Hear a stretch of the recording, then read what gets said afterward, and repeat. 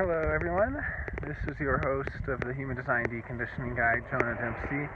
Today we're going to be doing a bodygraph analysis of a 5-1 pure generator on the left angle cross of alignment. And this is for someone who has no foreknowledge of human design, so I thought it would be a good idea to do a little bit of an introduction to human design first, and then we'll take a look at the bodygraph. So, human design is a mystical system, first and foremost. And as a mystical system, it's in a lineage of mysticisms like the astrological tradition, the Kabbalah, Vedic chakra systems, and the I Ching. And in fact, the four of those are all, in some sense, integrated into human design. However, human design did not come from those. Human design came from an experience of mystical revelation. And for those who are interested, they can simply look up Ra's encounter with the voice, Ra, R-A. And Ra Uru Hu, as he came to be known, is the messenger of the human design system, who had a mystical experience in 1987, which took years to unfold into the system. And I'm not going to really go into the proof or any of that. That's all interesting, but it's not really my place. There are others who have looked at that angle, for instance, looking at causal mechanisms, or attempting to demonstrate, or even just imagine how human design could work. And I mean, I guess I can give a brief example. One way that I like to imagine is, if we imagine the kind of protozoic sludge at the beginning of time when life formed in single-cell organisms, well, all of the organs of the organisms seem to have formed in response to some sort of environmental stimulus or pressure. And the way I like to think of human design is that it's no different. That essentially the reason why there might be some deep continuity between human DNA and the stars are quite simply because as protozoic sludge, those stars beamed neutrinos that pelted that sludge for untold millennia, and that essentially everything that has grown as life on this planet has not grown in a void. It has grown in an environment, and that environment is the cosmic environment. So to me, and again, I don't want to dwell on this, I just want to say that I could understand how there would be a deep continuity between the genetics of life on this planet and neutrinos coming from the stars, and so on. So that's all I wanted to mention there. But also that human design is not simply the design of the human organism as we know it. It's the design of forms. There's many different forms. It includes the design of birds and mammals and insects and so on. And all of that is available for study and research. But just going back to what human design is, we can set aside its origins, and that's something that people are always kind of skeptical of, right? Where does it come from? What's the agenda trying to get one over on me, and so on? Well, you can set that aside because truly how I look at human design, I think how a lot of practitioners do, is as an experiment. And I simply experiment with it. And I consider it one of many experiments that I do. In fact, I really like Thomas Kuhn of the famous Kuhn-Popper debate and his approach to science, where, for those who aren't familiar, Karl Popper essentially espoused the old-school worldview, or Weltanschauung, as Jung would always call it, simply to point out that it's an all-encompassing way of seeing things, of the scientific, essentially, that the scientific worldview was something where we collectively, the scientific community, have a current state of knowledge. And periodically there's a paradigm shift where new knowledge comes along and overthrows the old knowledge. And then we have a new state of knowledge. And that knowledge remains until it is overthrown. It's really similar to Hegel's story of the evolution of knowledge, where there's a thesis and then the antithesis rises up against it, and then over time overthrows it in a synthesis, which then becomes the new thesis in this sort of ongoing game of ping pong and of paradigm shifts and of overthrowing the state of knowledge. Well, Kuhn disagreed with Popper. Kuhn said, no, it's not that there's one state of knowledge which is then overthrown by new knowledge. It's actually that there are what Kuhn termed scientific research programs. And now I don't want to put Kuhn's, I want to leave behind Kuhn here because I don't want to put words in Kuhn's mouth. But my understanding of the scientific research program is that it's essentially a world unto itself, with its own vocabulary, and all too often a walled garden where it literally cannot communicate with other scientific research programs. People in biology aren't communicating with people in physics unless they're in a very specific research program called biophysics, which doesn't communicate with the other forms. And, there's probably 100 different subcategories of physics and 100 different subcategories of biology, and each one, more or less, as the case may be, is its own scientific research program. And essentially, the scientific research program is an ongoing experiment or set of experiments which is attempting to increase its own predictive and explanatory power. Its power to predict accurately future outcomes, as well as back-testing with retrodiction, or what's called post-diction sometimes. And, on the other hand, explanatory power, which is something like metaphysical or ontological power. Well, I see studying a mystical system similarly. Something like astrology, or I Ching, or tarot cards, or palmistry, any of these. But I call them metaphysical research programs.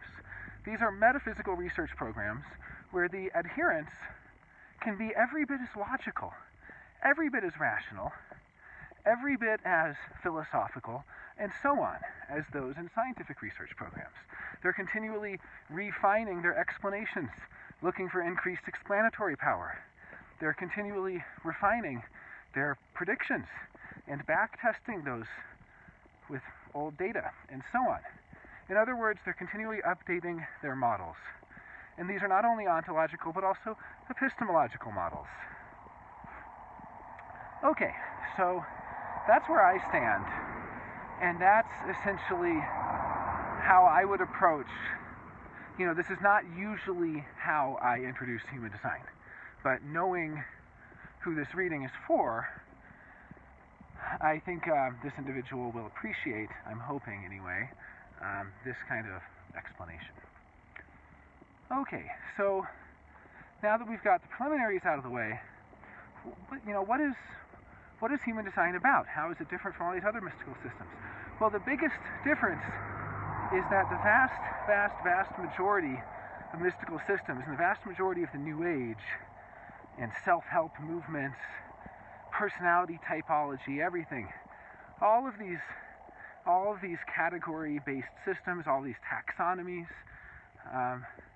they're all based on the mind, and they're based on the supremacy of the mind, and they're based on mind over matter, and they're based on using your mind and using your willpower and things like that to change your life. They're based on improvement. They're kind of like this myth of progress, talked about by Jorge Ferrer and Rick Tarnas and people at the California Institute for Integral Studies and stuff like that, where they talk about how there's a fundamental structuring myth of the Western psyche. Really two. The fall from grace, which is the kind of fundamental myth of the maternal imago, which you get in movements calling for, reduced ecological impact and so on. And then there's the prototypical masculine Promethean myth to boldly go where no one has gone before, which would perhaps better be phrased where no man has gone before, because it's so masculine, it's so patriarchal, and so on. And this is one of the structuring myths of our society, of Western society, which is essentially, you can find patriarchy everywhere, and it's really about, ultimately, the mind, and the power of the mind. And if we go back to the I Ching, we know that the mind is yang. So many of these systems are yang knowledge. Human design is not. It is yin knowledge. It is firmly on the side of the body. It is, even saying that firmly, such a masculine motif, squarely, the square shoulders and square jaw of masculinity. It's really hard to avoid using gendered speech. But in any case, human design is yin knowledge, and there are very few yin systems out there. Taoism is one of them. Buddhism is not. Buddhism is all about transcending the illusion of the body with the mind. It's all about the mind overcoming the physical. It is so mind-focused. And as we'll see in human design, the mind, I won't say it's problematic, I'll say the mind has its place. Historically, the mind, and the development of the mind, for the past 90,000 years, 100,000 years, or whatever it's been, has historically been, since humans essentially began speaking, it has been about forming a strong mind, forming a strategic mind, a survivalist mind, the mind that can make the decision strategically in order to survive. And this has been how humans have reached a kind of an apex predator position through the mind. But what human design is saying is that even though we've inherited this extreme reliance on the mind for decision making, the core premise or core tenet of human design is that the mind is not actually there for decision making anymore. The mind is there now to take its rightful place as an outer authority, not an inner authority. And the distinction is, your inner authority is what makes decisions. Your inner authority is how you navigate life. And the mind has been doing double duty. In fact, people have been looking to those with the strongest mind to tell them how to live for thousands of years. You look for the strong leader so you don't have to make the decision. They make it for you. And what human design is about is, this is no longer our way. Now we can be empowered. And true empowerment means trusting only your own inner authority. But what is your inner authority, and what is the role of the mind if it's not inner authority? Well, here is where human design coincides with other systems which only had vague inklings, so to speak, of the notion of essentially giving over the decision-making to the form. Your inner authority, in this case we're looking at a generator. So generators, pure generators, have sacral authority. And what that means is that you essentially have an energetic center called the sacral, often pronounced sacral center. But I prefer sacral because it reminds me of sacred. And that having this sacral center is essentially something inside you. It's kind of energetically, coincides with what would physically be the ovaries for women or the testes for men. This kind of center of fertility, similar to the Japanese concept of hara, which is about 2 finger widths below the belly button. And there is this bodily intelligence there which cannot communicate in words. It cannot. If there's a direct connection from the sacral to the throat, you sometimes find it making some sort of rudimentary linguistic foray, although even then it's typically more communicating through action, because the throat is also the center of action as well as language. But or of communication, I should say. But for you, looking at your chart, this sacral center, the second center from the bottom, the red square, this sacral center, it's going to communicate non-verbally in grunts and sounds. It's going to communicate in sighs. It's going to communicate in the tone of voice and what's conveyed beyond the words. So if somebody says, do you want to help me move this weekend? And you go, yeah, sure, I'll help you. You have no idea.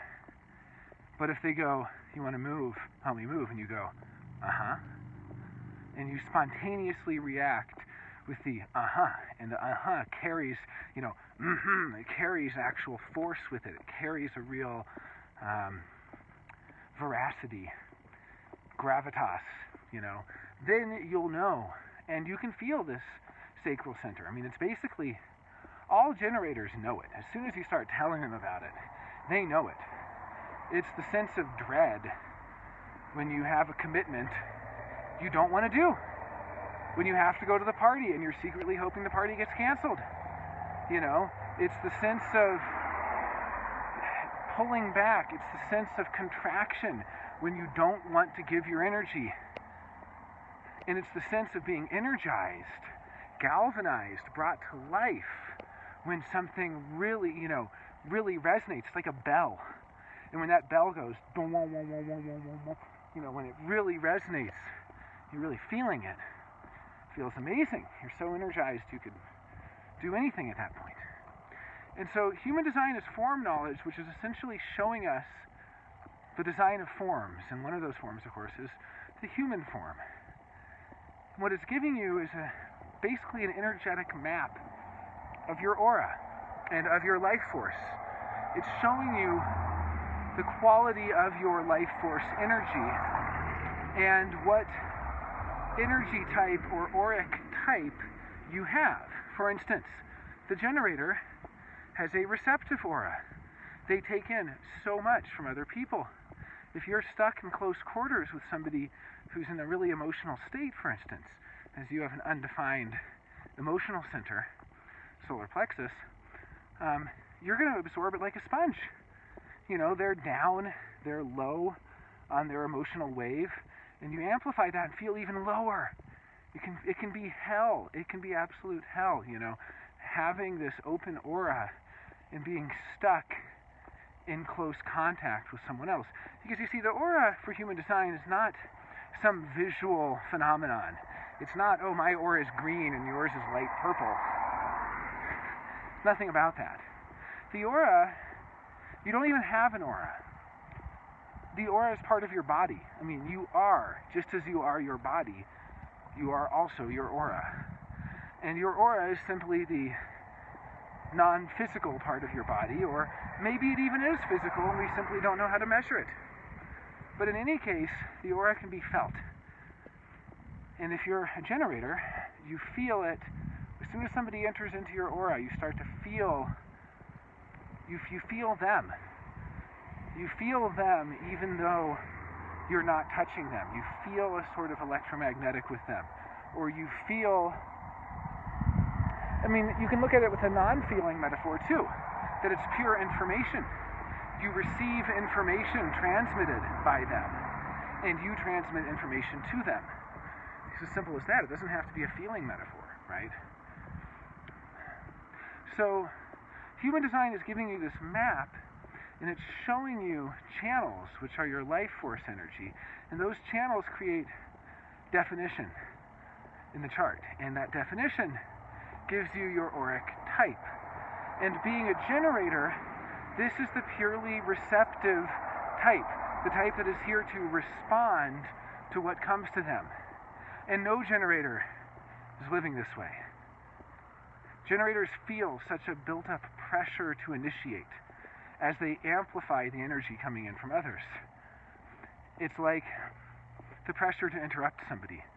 You're in a conversation, and they're talking and talking and talking, and you just feel this pressure in your throat. You want to interrupt them. You want to say, no, but what about? But that's not what generators are here for. Or you're at a party and you see someone you want to talk to, and everything in you is going, let me walk up to that person and introduce myself and talk to them and initiate with them. But that's not what you're here for. You're a generator. It's here to respond. You walk up to the counter to get coffee, and the barista is totally ignoring you on their cell phone. And you want to say, excuse me. But the moment you say, excuse me, it is energetic fingers on a chalkboard, because you're going against the flow of life. Now, not everyone's a generator. Not everyone has to be in that flow, right? The manifestors out there, they can just cut through anything. They can channel surf, they can change the topic of conversation on a dime. They can initiate, I call them flow breakers. But you're not a manifestor, and yet every generator tries to be a manifestor. And they're all getting into these self-help, new age systems of how to be a manifestor, how to manifest your success, how to manifest your reality, how your mind creates your reality. Well, that's not human design. That's the California School of Sunshine Psychology, and more power to you if that's your path. But it's not my path, and it's not the way of human design. Yeah, that was a generator initiating right there. Someone shouting out the window. Didn't know what he said, but, trying to interrupt the flow. See, generators are here to flow. And the not self of the generator, meaning when the mind is controlling their life, are going around interrupting people all the time, breaking the flow, trying to get that other person's attention, saying, by the way, there's something I want to talk to you about, and that is initiating, and it feels terrible. It energetically feels terrible. We are here to flow. I'm a generator. We're here to flow. The moment that I walk into a room and say, hi, how's it going? I'm ignored, as I should be, because I should not be. It's not me. It's not me. It's not who I really am. Generators don't need to talk so much. They can let the aura do the talking. They can talk in response. They can talk in a flow. And there can be amazing flows, incredible flows that last hours. It's incredible. The flow can last until the wee hours of the morning. And when you're really in that flow, you know it. And that's what it is to really be a generator, to enter into that flow. But the second you try to stop it, and the second you initiate and say, well, it's getting late, time to wrap up, you're not being yourself. That's what it's about, to live as a generator, to really be yourself as a generator. Because the thing is, all these generators out there who are so exhausted and they have no energy, it's because they're not living as themselves. The generator who's living as themselves has endless energy. Not true for the other types, by the way. If you're a projector or a reflector or a manifestor, it's not true at all for you. But if you're a generator, or the other type of generator, who I lump under the generator category, the manifesting generator, you have potentially endless energy. See, the thing is, being a generator, you're the life force, the pulsing life force energy of the planet, the fertile life force of the planet. And having this energy, the problem is so many generators, their sacral has atrophied.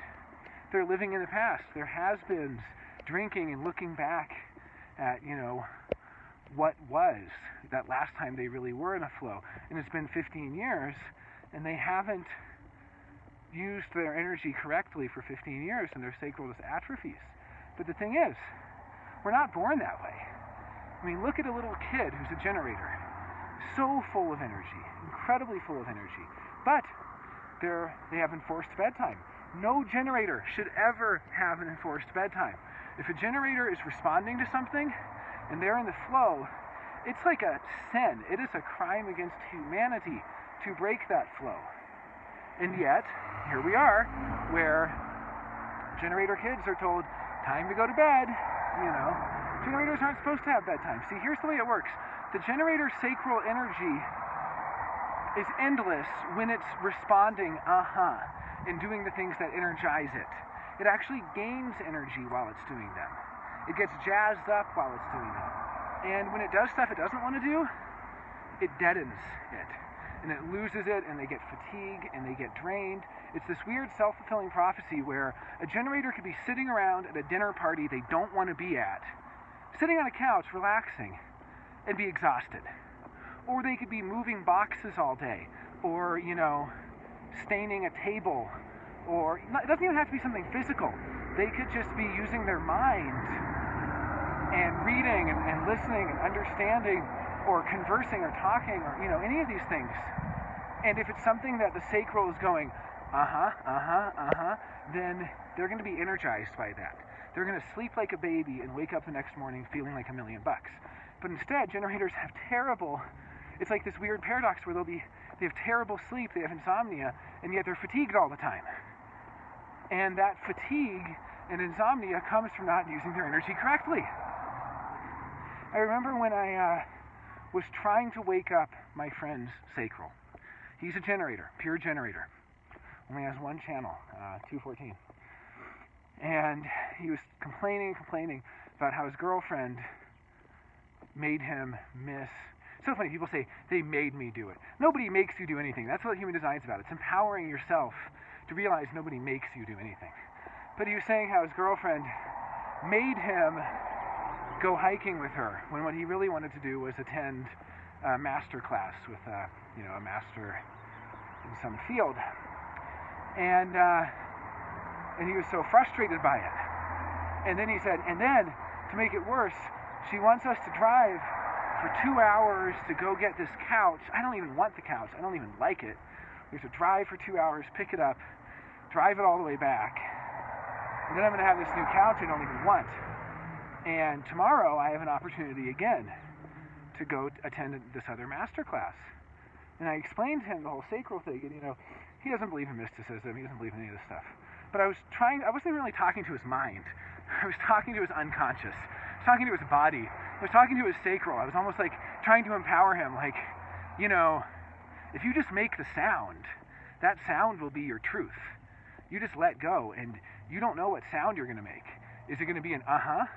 Or is it going to be an uh-uh? Is it going to be ooh? Or is it going to be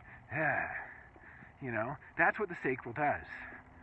And I was explaining this to him, and I was like, but people, we've been taught our whole lives it's rude to make those kind of sounds. It's obscene to make those kind of sounds, and so on. So you have all these prim and proper generators out there who have been trained, conditioned, to not make those sounds. And I was like, but there's a thing called the sacral awakening where it really wakes up from its slumber and starts to make those sounds. And he starts going like, huh, okay, huh, and it starts happening. You start to notice it. You start to notice these little sounds creep in, right? Well, that very night, his girlfriend comes over. We're hanging out, having a glass of wine, nice conversation. Finally, at the end, she goes to him, as they're leaving, she goes, oh, so I guess we gotta plan tomorrow to leave, kind of early to get that couch in time. And he just goes, She goes, huh? And he goes, no, I don't know. I don't think, he's like thrown off guard. And she's shocked, because it's something shocking when a sacral sound breaks through. He goes, I don't know if we can do that. They never did get that couch. I'm so proud of him, because he hated that couch. So this is what it is to be a generator.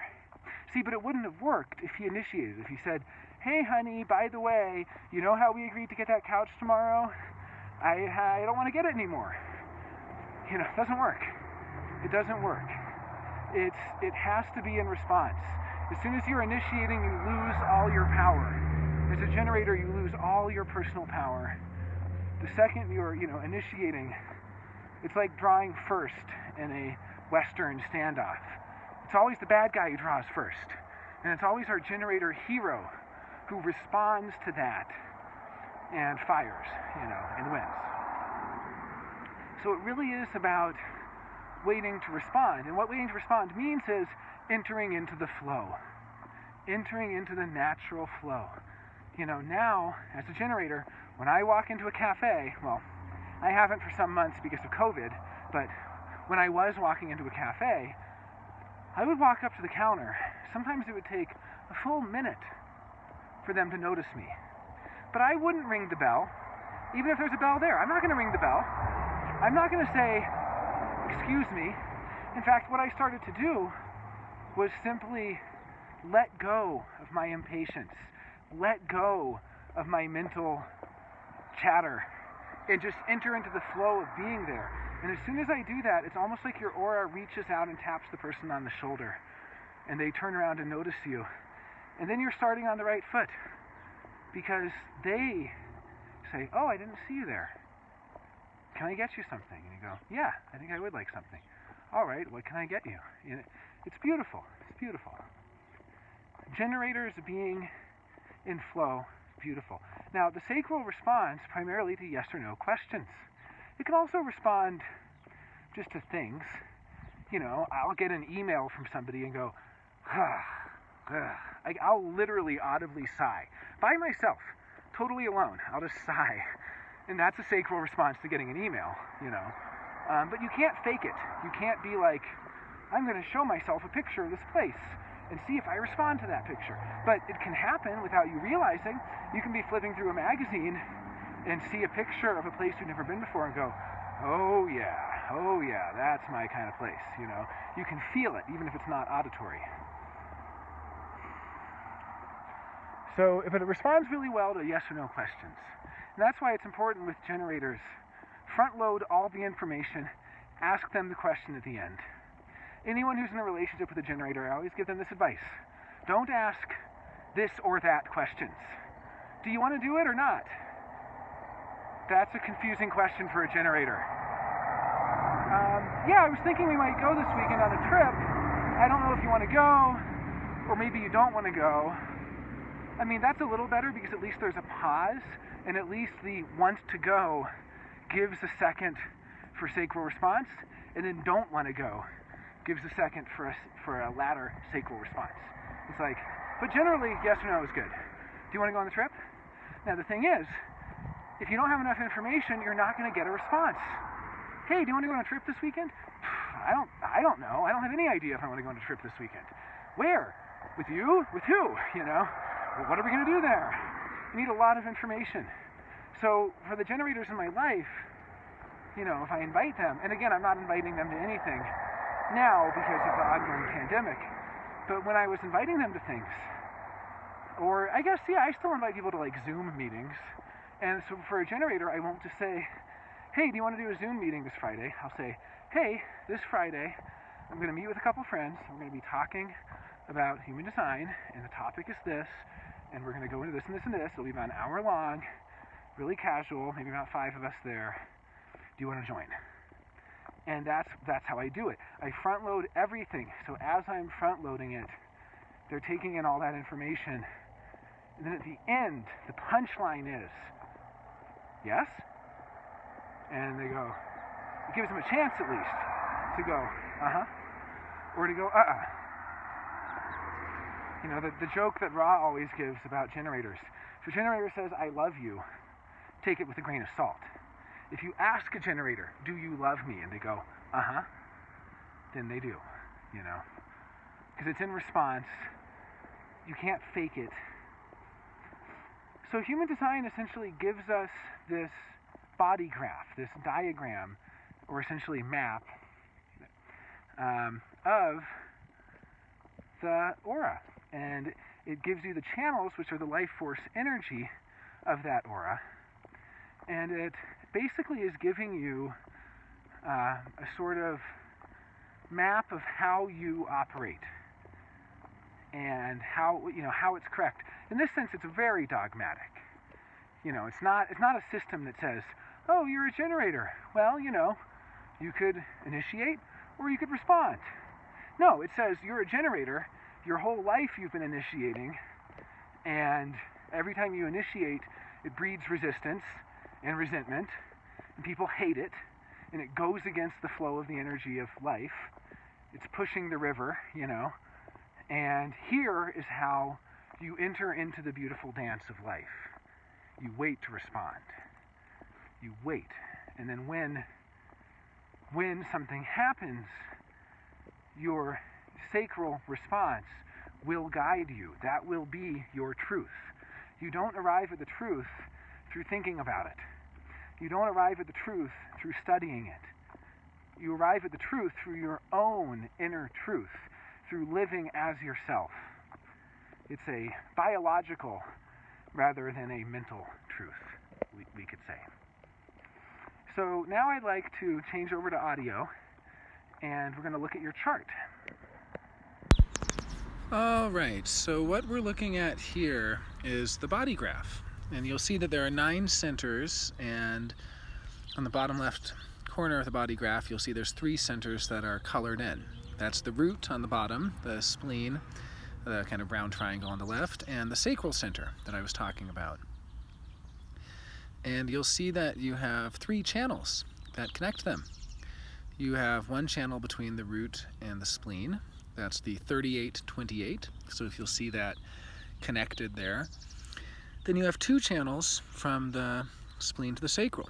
That's the 57-34 and the 50-27. And these channels are your life force energy. It's the kind of frequency you emit, the sort of life force energy that you have. And essentially it's going to be, it's kind of like what quality your aura has. Like your aura contains within it the 28-38, the channel of struggle, which is all about stubbornness, stubbornly sticking to your side of it, playing chicken and not turning, having a head-on collision and not flinching, that kind of energy. The kind of thing you might find in a Gandhi or a Martin Luther King Jr., that kind of quality. Not that they necessarily have it in their chart. I think one of them did. I forget. It might be in MLK's chart. I had to check. But in any case, this is basically the energy to struggle and to know what's worth struggling for. And to know the 2 components of struggle, which are having enough energy to keep fighting, to stubbornly keep fighting, and then knowing what risks are worth taking and to take those risks. And so this channel, just as one example, this 28-38, it defines your root. So having a defined root means people are not going to be able to make you hurry up. They're not going to be able to push you and say, go faster, because your defined root can resist that. Root is the center of adrenaline, and it's a pressure center. And as one of the 2 pressure centers, the other being the head, you're going to have this ability to withstand a lot of stress and a lot of pressure. Oftentimes, defined root people will wait until the last minute to do things because they have an innate sense of knowing when they have to hurry up. So they're great procrastinators because they can handle the pressure.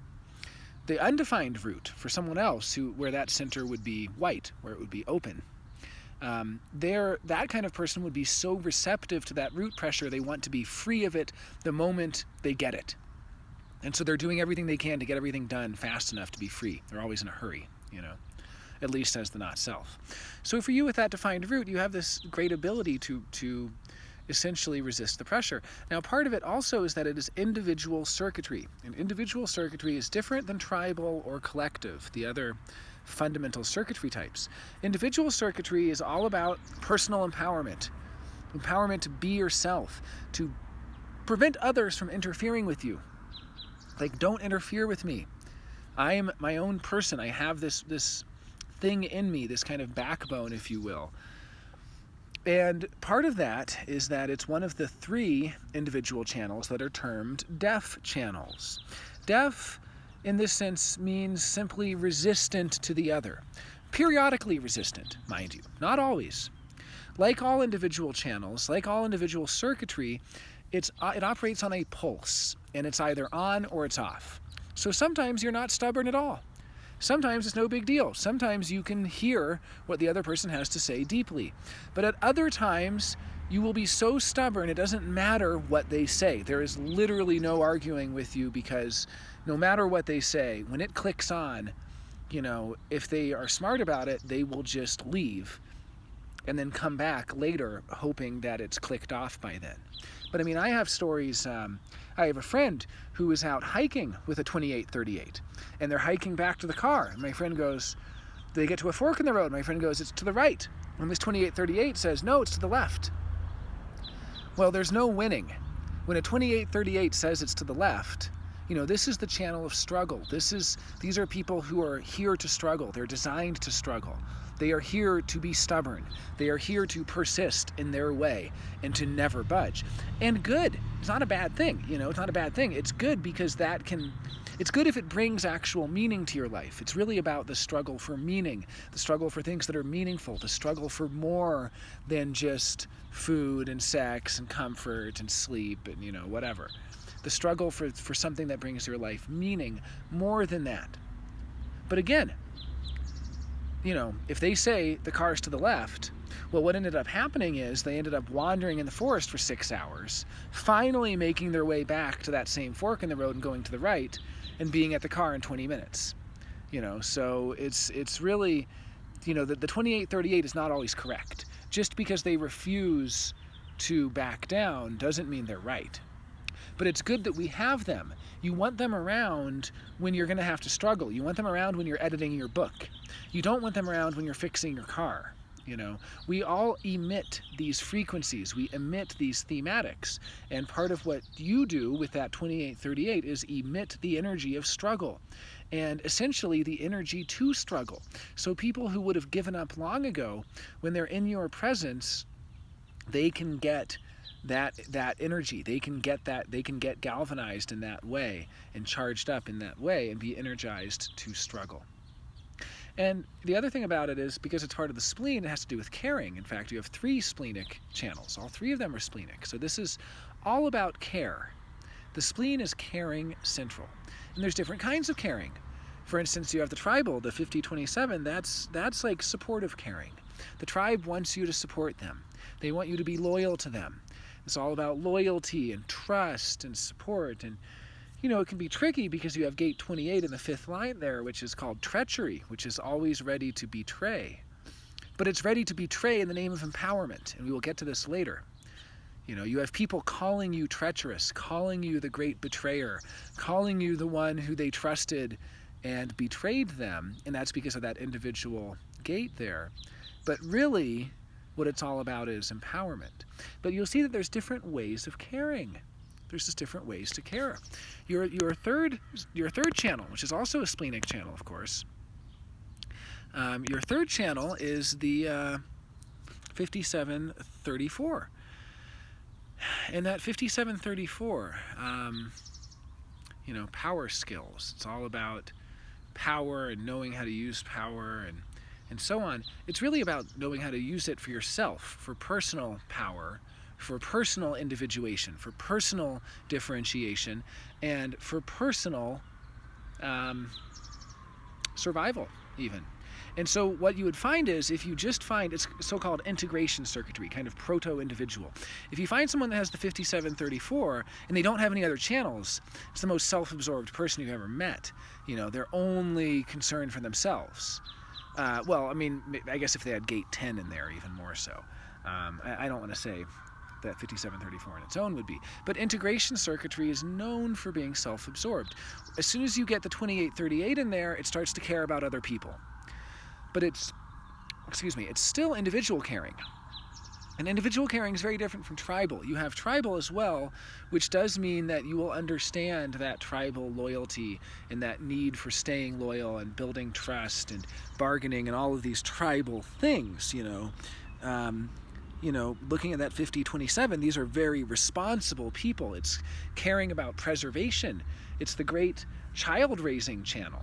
It's the channel of the mother, basically, where its corollary on the opposite side, the 59-6, the channel of the father. And just to look at how different they are, the 59-6, it can be really promiscuous. It's all about being open to sexual bonding with the other, and this is kind of the role of the father. And it's not discriminating who it's close to, who it's intimate with. Now we look at the 5027, is so discriminating, it's so careful. The channel of preservation is all about, it cares about, it's like raising kids. You care about what they wear and what they eat and when they go to bed, when they wake up and what they're learning and what they're watching on TV and who they hang out with, and on and on and on. You could probably list 10,000 things you care about. So that's tribal caring. But going back for a moment to that individual caring, you can see that these are really at odds, that there's different sides of you, if you will, where part of you, that individual part, which by the way is your personality sun, so it's a big part of you, a big part of your personality, is individual caring. And individual caring is very personal, and you want people to care about you in a personal way, but you also don't want them to disempower you. See, the individual keynote for what is personal to you, what is individual to you, is always going to be empowerment. And caring can be disempowering. When somebody overcares, when they care about you and you don't need them to care about you, that's disempowering. So the individual who's about to walk into traffic, someone with channel 2838 like yourself, you're about to walk into traffic, someone grabs your shoulder and says, "Watch out," and you just scowl at them like, "I can take care of myself. Don't disempower me." But then, if you've been hit by a car, then you really want them to care for you and will be deeply hurt and offended if they don't. See, individual circuitry is very personal like that. So you can see with these three life force energies, you have the 2838, which is connected to your personality sun. So this is stubbornness. This is struggle. This is a very stubborn fight for purpose. Someone who will take risks for purpose. Someone who will persist and has a pressure to find greater meaning in their life. They're not just happy with survival and pleasure. Then you have the 5027, the channel of preservation. And that is a custodian, someone who can take care of things, someone who would be great for looking after a park. These are the people you want to be house sitters. People just pick up on it in the frequency. I mean, every time I find a 5027, I always ask them, do you get asked to house sit a lot? Because people can tell they're not going to come home and find a bunch of water rings on their wooden furniture. These are people who are careful to take care of things. They care about things. And it's a supportive, tribal thing too. It's loyalty and it's support and it's trust and all of these tribal concepts. And then finally, that 5734, survival, survival and individuation and almost a certain primal way of being that's at one in nature. It's the animal side of us. We share that integration bundle there with other forms, like the mammals. So looking at these three channels together, we can see this is somebody who has a lot of power, who has a lot of intuition and an intuitive knowledge of how to use that power, part of those power skills. So, and a very stubborn person, and a preservationist, and a conservationist, and a custodian who cares, who has a lot of caring. So we can string these together and, you can be stubbornly fighting for a greater purpose through custodianship and preservation, and an intuitive knowledge of how to use power. Or you can be a macho, tough, stubborn person who won't listen, part of the deaf channels. There's so many ways to slice and dice it. It's all a binary. So it can fall on either side of the binary. The individuals can be freaks or geniuses. It just depends on which side it lands. And so just like the 2838 can be the most stubborn person, stubbornly fighting over things that don't really matter to anybody, they can also be the Martin Luther Kings and Gandhis of the world who are struggling for a higher purpose, struggling for a purpose that they believe in that brings their life meaning. So there's so many ways to kind of, chain these keynotes together. You can have the power skills and the intuitive knowledge to know what's worth risking for, what's worth fighting for, and to know how to preserve and how to carry into the future and how to help prepare younger generations for the future and all of this. Or it can be someone who's, preserving all the wrong things, preserving all the wrong values, and they're not preserving what actually aligns with them. And as you'll see as we continue, when we get to the incarnation cross, you're on the left angle cross of alignment. So alignment's a big deal. And aligning yourself to what is empowering to you is the name of the game. And then you can be empowering to others. You can be empowering to others because they can look at you and go, wow, here's somebody who didn't let other people interfere with them. Here's somebody who stayed true to themselves. And that has an empowering effect on everybody. So the next thing I'd like to talk about is your profile. And I'll go into what profile is. After that, I'm going to briefly touch on the 4 transformations, which are essentially four different areas of your life that undergo transformation in human design. The first being your dietary regimen, how you eat, what you eat, when you eat, things like that, which is unique to you. And there's absolutely no homogenized prescription. What you'll find in human design is it's not like everyone should do this, everyone should do that. Yeah, you might say all generators should wait to respond, but not everyone's a generator, you know? So it's really about the diversity and the differentiation of different people, supporting that diversity and supporting people in being themselves, at least on the tribal level. That's what human design is about. So we're going to talk about the 4 transformations. That starts with what you eat. The next is your environment.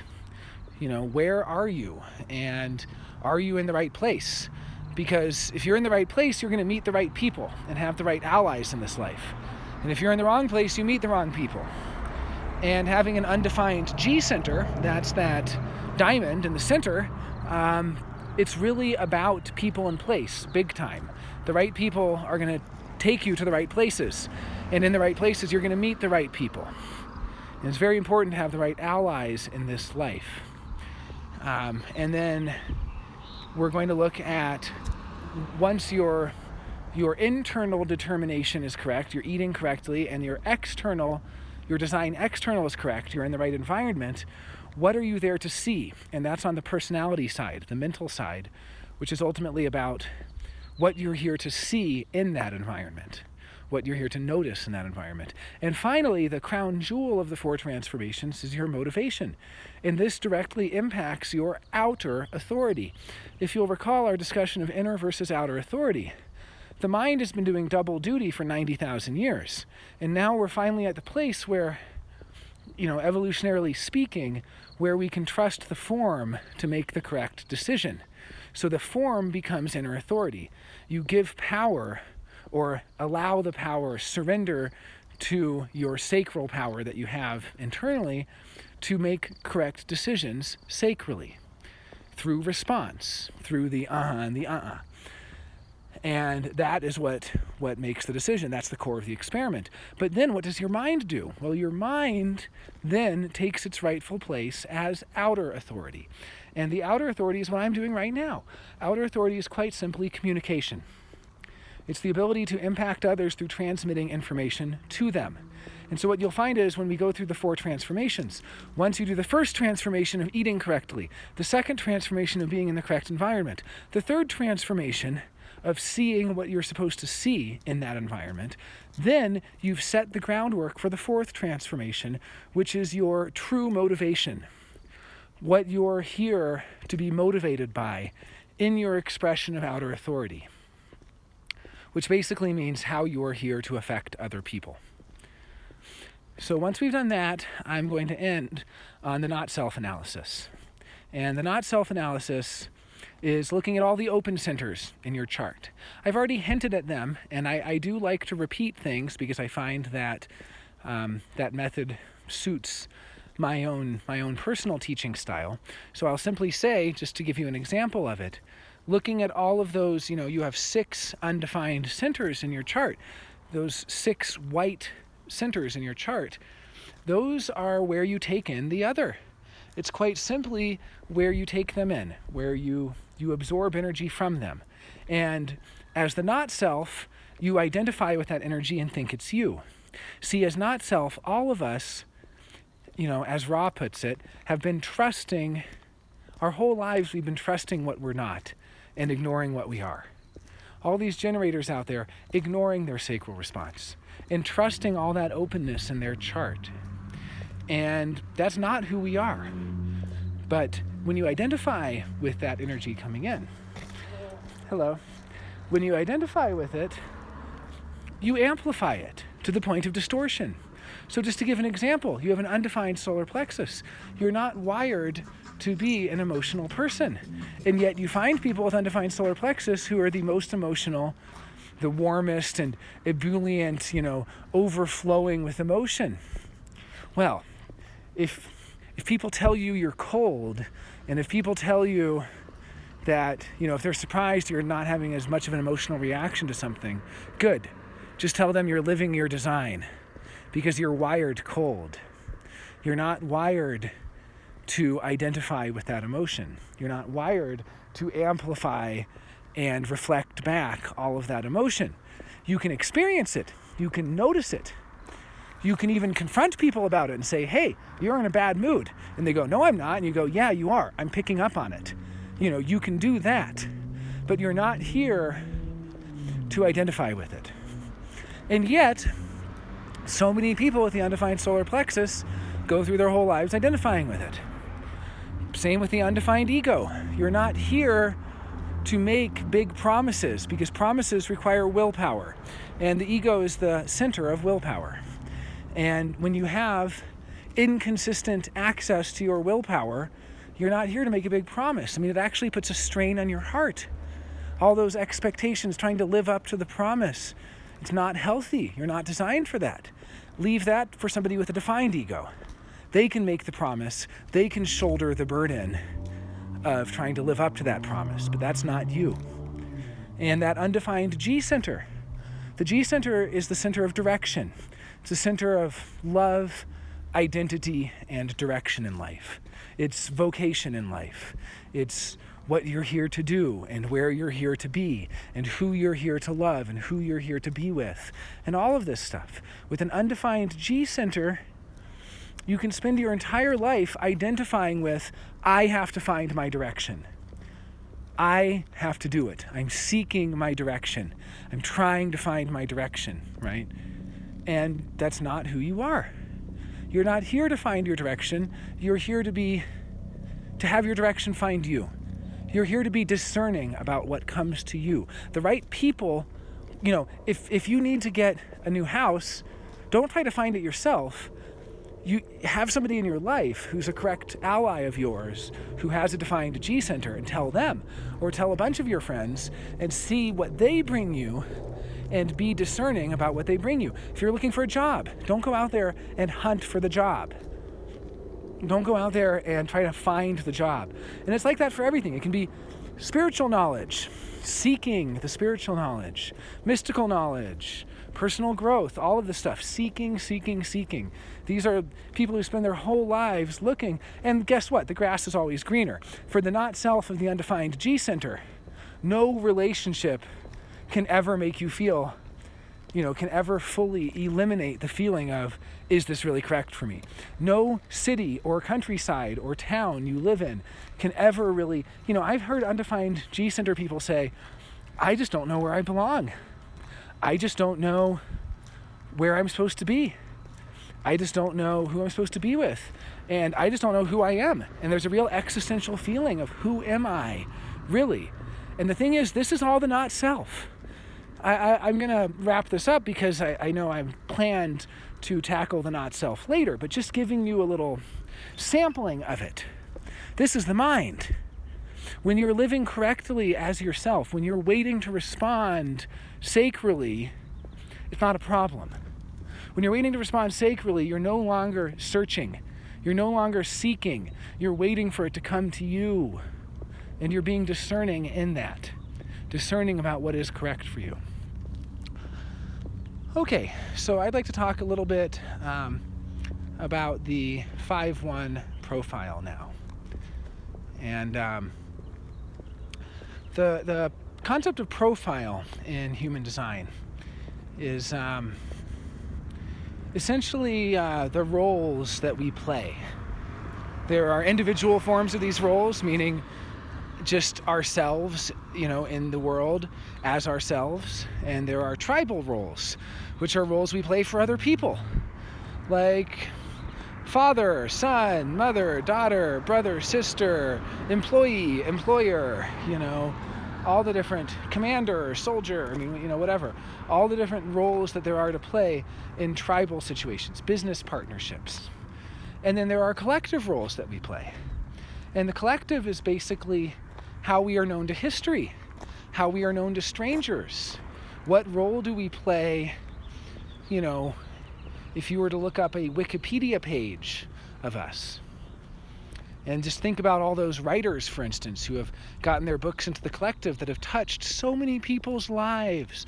All those musicians and artists, philosophers, that are touching people's lives hundreds of years after their time. It's incredible, and that's the collective role. So we each have different roles to play, and Profile talks about these roles. Particularly, we're going to have 2 lines of the I Ching which are of particular importance to us. And this is using the 6 lines of the hexagram. Looking at those 6 lines, starting at the bottom of the hexagram with the first line, and working our way up to the top of the hexagram, which is the 6th line. I just changed back to video because since we're only talking about Profile right now, it's not as crucial to look at the Bodygraph. And I don't know if it'll translate on video, but I'm in Santa Fe right now, and oops, there we go, little sunset going on. Okay, so what does it mean to be a 5-1? So this is your profile, 5-1. Okay, so the 5 in your profile refers to your personality. You have a 5th line personality. And the 1 refers to your design. You have a first line design. At a basic level, we could consider this the difference between your conscious mind and your unconscious. So you have a 5th line conscious. You're very aware of all the 5th line stuff. And the unconscious, sort of the foundation, which the consciousness emerges out of, is the first line. And so having that first line unconscious, typically a 5-1 is not going to be as aware of the first line as they are of the 5th line. But they can come to be aware of it and to realize how important it is. And I always give the advice for people with their profile to really don't skimp on the unconscious side. Because the conscious side, it's so easy to just run away with that, to run away with the personality and only want to do the 5th line stuff and not really want to do the first line homework, so to speak. So, I'm going to give a brief overview of the lines. I think it'll help to paint a picture. So if we think about these lines, there's many ways to think of them. Almost like an evolutionary process, where the first line is the most fundamental step in that process. And you carry this first line on your design side, so this is very crucial to you.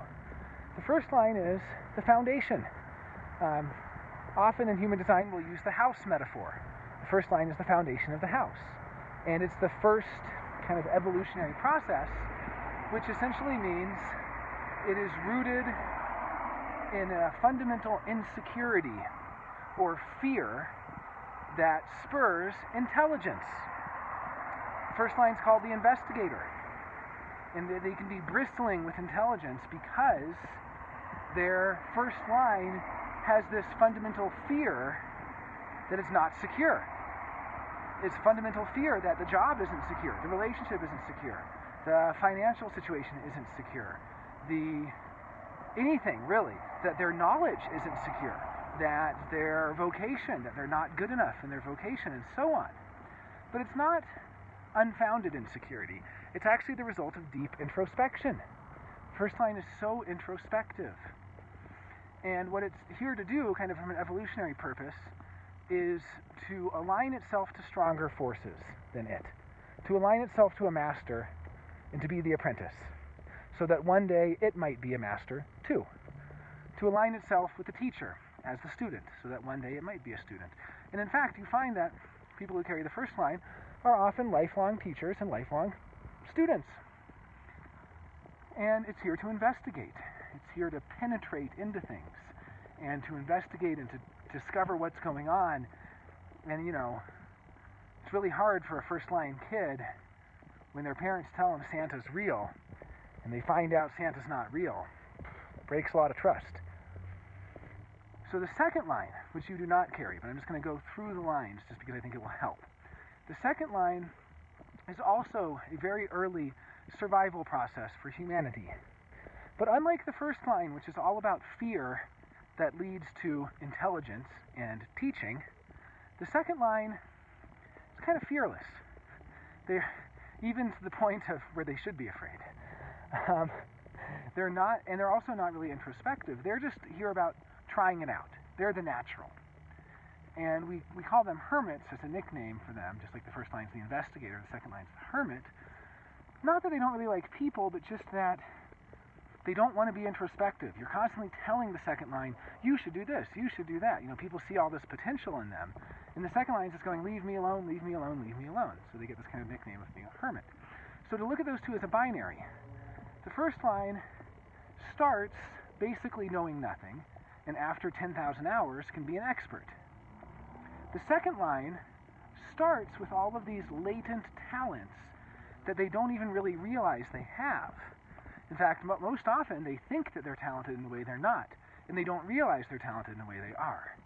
But that second line, think about like Mozart or somebody who's, 4 years old and writing incredible music. And the first line is Salieri, But if you've seen that film, Amadeus. But the second line, is similar in certain ways and different in certain ways from the first line. It's similar in that they're both survival processes, that they share similarities in that way. The first line is like, you could imagine cave people, and they go, I'm afraid what's over there. We don't know what's over that ridge. We better go look. So the fear leads them to go look. Then they go, oh, there's snakes over there. Then they come back and they teach everybody, don't go over that ridge because there's snakes. And here's how we prepare for the snakes, and so on. And so the first line is fundamentally afraid, fundamentally insecure, and using that fear to get really, really smart. So they get so smart about everything, and they learn so much, and they become these masters. And after, 20 or 25 years, they're not afraid anymore. And it's like that even in a relationship. It takes them 20 years to really penetrate into the other person's psyche enough to really actually fundamentally trust that the ground won't crumble beneath them. There's a certain feeling of not really being sure. Okay, so then the second line, though, the second line in some sense is about preparing for what you can't study for what you can't prepare for, preparing for anything, preparing for possibilities that might never happen. First line is preparing for everything that's the current state of reality, but not really ready to change with the trends. Second line is going, oh yeah, we're prepared now, but what if this happened? You didn't even think about that. And the first line's like, of course we didn't think about that. It's never happened before. And the second line's like, exactly. You didn't think about it because it's never happened before. But I did think about it, precisely because it's never happened before. That's the difference, right? The second line is going to do that. And they're naturals, and they're not introspective. They're not looking deeply at themselves. They're projecting out into the world. Projecting in the sense not of psychological projection, but of projecting your voice, or projecting an image of yourself out to the world. The third line is here to test the first two.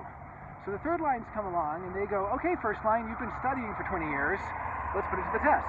And okay, second line, you haven't studied at all. You don't think you need to study because you think you have the natural talents. Let's see these natural talents of yours, and let's see if you're really as talented as you think. So the third line is really here to break things. And they get in so much trouble. If you have any third lines in your life, if you have a third line child, they're a 1-3 or they're a 3-5. If they walk across the room and don't break something, that's a good day. They'll break everything. Because that's what they're here to do. Don't get mad at them for that. Don't be mad at them because they're not here to tiptoe. They're here to test it out. And they're here to discover what doesn't work. Jaywalking really quick here. And so the third line ends the lower trigram. The lower trigram process finishes with the third line. We get to the upper, and using the house metaphor. First line is the foundation. The second line is the ground floor. And the person is dancing naked with the windows open.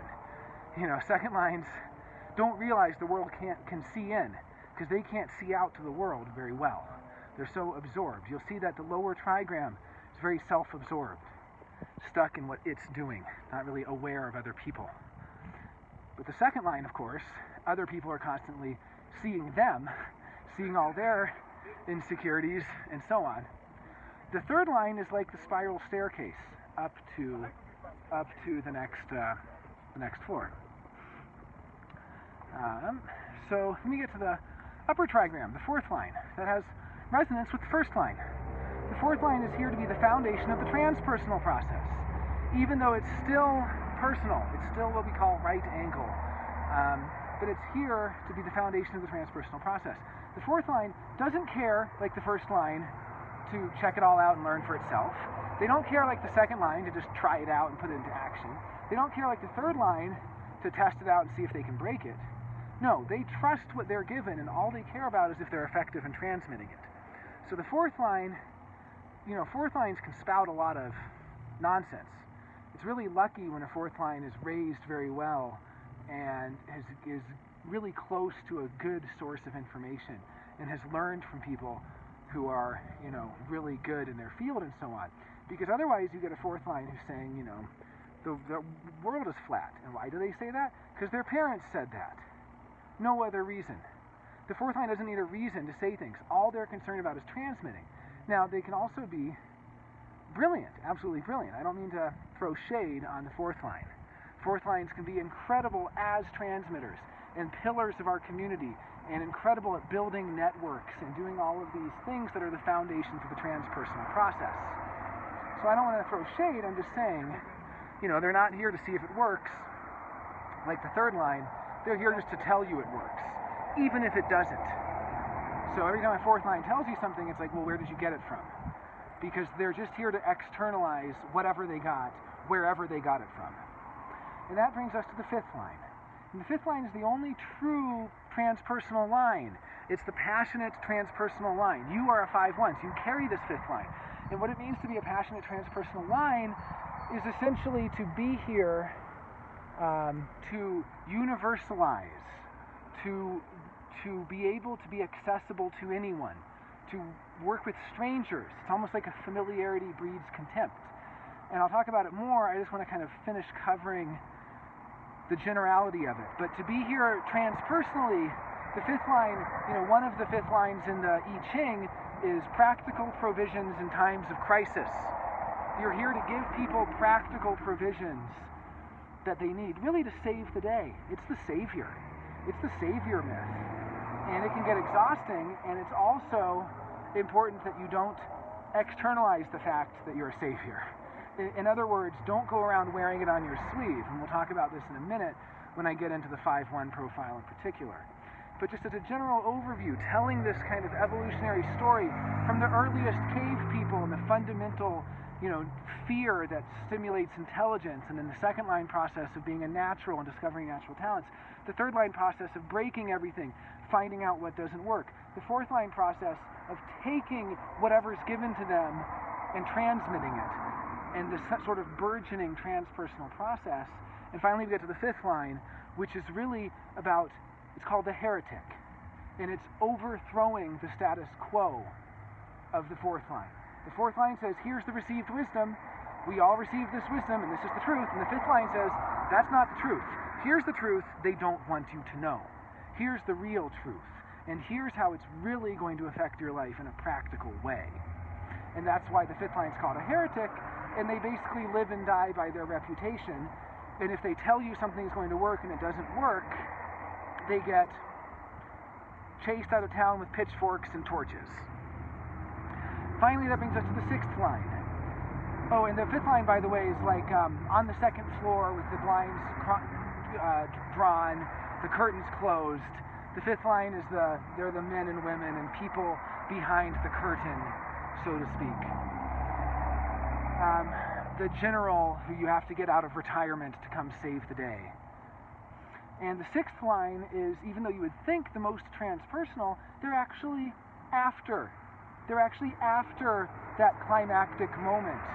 After that moment of the hero saving the day comes the denouement. And the denouement it's the roof. It's on the roof of the house. It's not even in the house. And they're just the fool on the hill, watching everything happen, staying out of it, having no political leaning. The fifth line is so political. The fifth line is like, here's my heresy, and here's the truth, and I will fight to the death for this truth. The sixth line is going, oh, that's interesting. They're completely out of it. They're not involved. They're detached. And yet they have a wonderful role to play because they're trustworthy. They're called the role model, and it's not a role model of any particular thing, it's a role model of themselves. So I'd like to continue momentarily with a more in-depth look at the 5-1 profile. So what is it to be a 5-1? The heretic investigator. This is one of the areas of human design that initially got its hooks into me, because I'm a 5-1. And when I learned about the 5-1, it really clicked for me. Now, I'm not saying it'll necessarily click for you. Different parts of human design seem to reach different people, and so on. But for me, it really clicked. And since then, I've also come to understand quite a few other nuances of the 5-1, and also to form my own opinions. And part of that's because I founded a Facebook group, the 5-1 and 5-2 Lounge, which I founded after the previous fifth line group dissolved in a lot of chaos and drama. And even still, there was a huge push in the 5-1 and 5-2 group to exclude the 5-2s. They wanted a group just for 5-1s. And I came to the conclusion that the not-self of the fifth line, the not-self 5-1, is the drama king or queen, the drama royalty of the profiles. They are the peak of drama, of crisis, of making up crises, of, having all sorts of ridiculous blowouts and crazy crises, and, it's this larger-than-life transpersonal thing, the stuff of legends. And as the true self, when you're living correctly as yourself, you can be being a legendary sort of figure in history. But as the not-self, it's legendary among your friend groups for just having non-stop crisis and non-stop problems, non-stop drama. And so why does this happen? What is this all about? Well, the fifth line is a harmonic to the second line. And I mentioned earlier how the second line projects. And part of that projection, and again, not psychological projection, people get this confused all the time, but projecting an image of themselves out there. Like, he projected an image of cool with his toothpick and leather jacket. Like, that's what I mean by project. Projecting, basically showing a calculated side of yourself that's been carefully crafted to give a certain appearance. Basically being really political. Fifth lines are constantly putting themselves in the other person's shoes and thinking of how it will look. How is it going to look? And what is it going to do for my reputation? And it's because the fifth line, as the harmonic of the second line, is the sort of real deal projection. And what I mean by that is, the second line is like the burgeoning attempt at projection. But the fifth line, has to live up to that. And so the fifth line projects, it has this projection field. And as soon as somebody has met a fifth line, or encountered them, or even just seen a picture of them, they start to form all of these stories about them. And they start to form all of these expectations. It's the projection field, especially in aura, but not just in aura, meaning not just in person. It can also be online or historical figures and so on. And so what happens is, somebody meets you. I mean, this happens the moment you're born. You're a little baby. This frequency is already there. Oh, this baby, they're going to go big places. They're going to do great things. Oh, we just had a bunch of third line kids. All they did was ever make mistakes.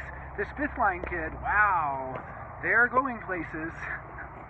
Sorry to the third lines, I'm just making fun here, but as soon as you have a fifth line person, someone enters into your aura or sees you or encounters you, they immediately go, here we go. I have expectations of this person. Now, they don't realize it. In fact, they'll deny it. They'll fight it to the bitter end. They will try so hard to convince you they have no expectations. They will try so hard, but there's always this seeping paranoia. See, the 5-1 is very paranoid. Well, it's good for them to be paranoid. It's justified paranoia, because they're telling you, I don't have any expectations, and you're going, that's not true. You're picking up on it. Your spidey sense is tingling, and you're going, this person has expectations, and if I don't find out what they are and find out how to meet them, it's going to blow up in my face. And it does, again and again and again. The fifth line is constantly putting out fires, constantly doing damage control, constantly dealing with stuff blowing up. And it's because of this projection field. And now, depending on what gate you're born into, there'll be different kinds of projections. There's always different kinds of projections. For you, being on gate 28, we'll see that the fifth line there is called treachery. So it's often the projection of treachery, or the projection of betrayal.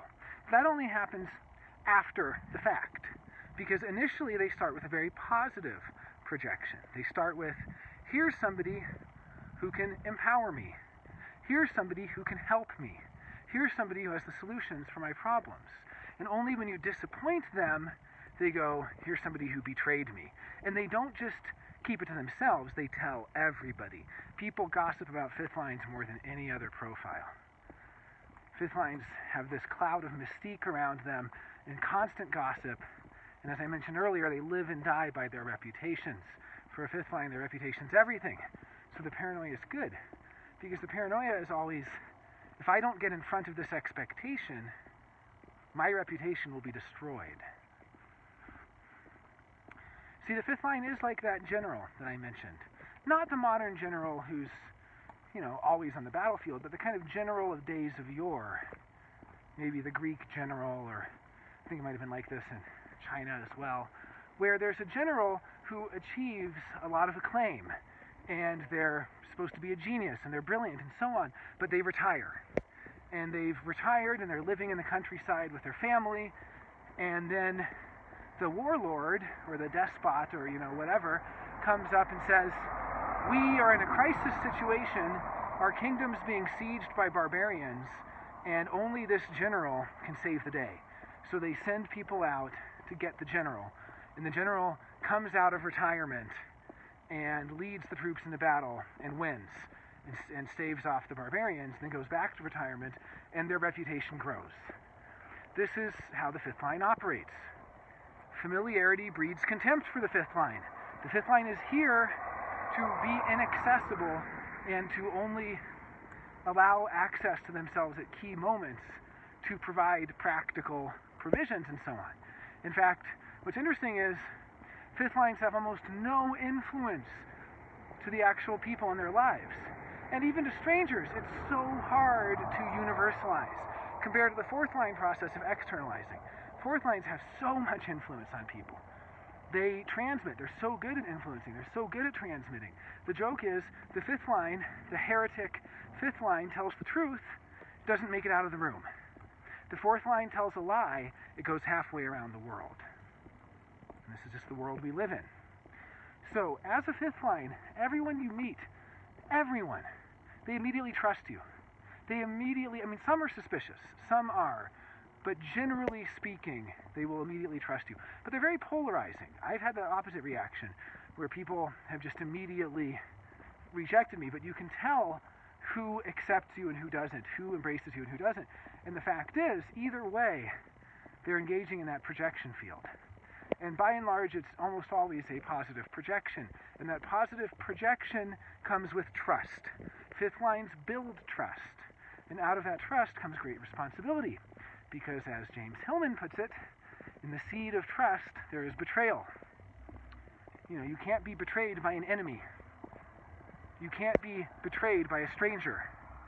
You can only be betrayed by a friend, by a father, by a mother, by a sister, by a brother. by a partner, and so on. And so for fifth lines, when they do something that for another profile wouldn't be that big of a deal, it's a devastating betrayal. People will get revenge on them. It comes back. It's karmic. Other profiles aren't. That's what's funny. People think either karma affects everyone or karma affects no one. Either karma's real or it isn't. Well, according to human design, yeah, karma's real, but only for some profiles, only for the transpersonal profiles, only for the fifth and the sixth lines. If you're a 2-4 and someone says, don't do that, it'll come back to bite you, you can ignore them. And if you're a fifth line, you can't, because it will.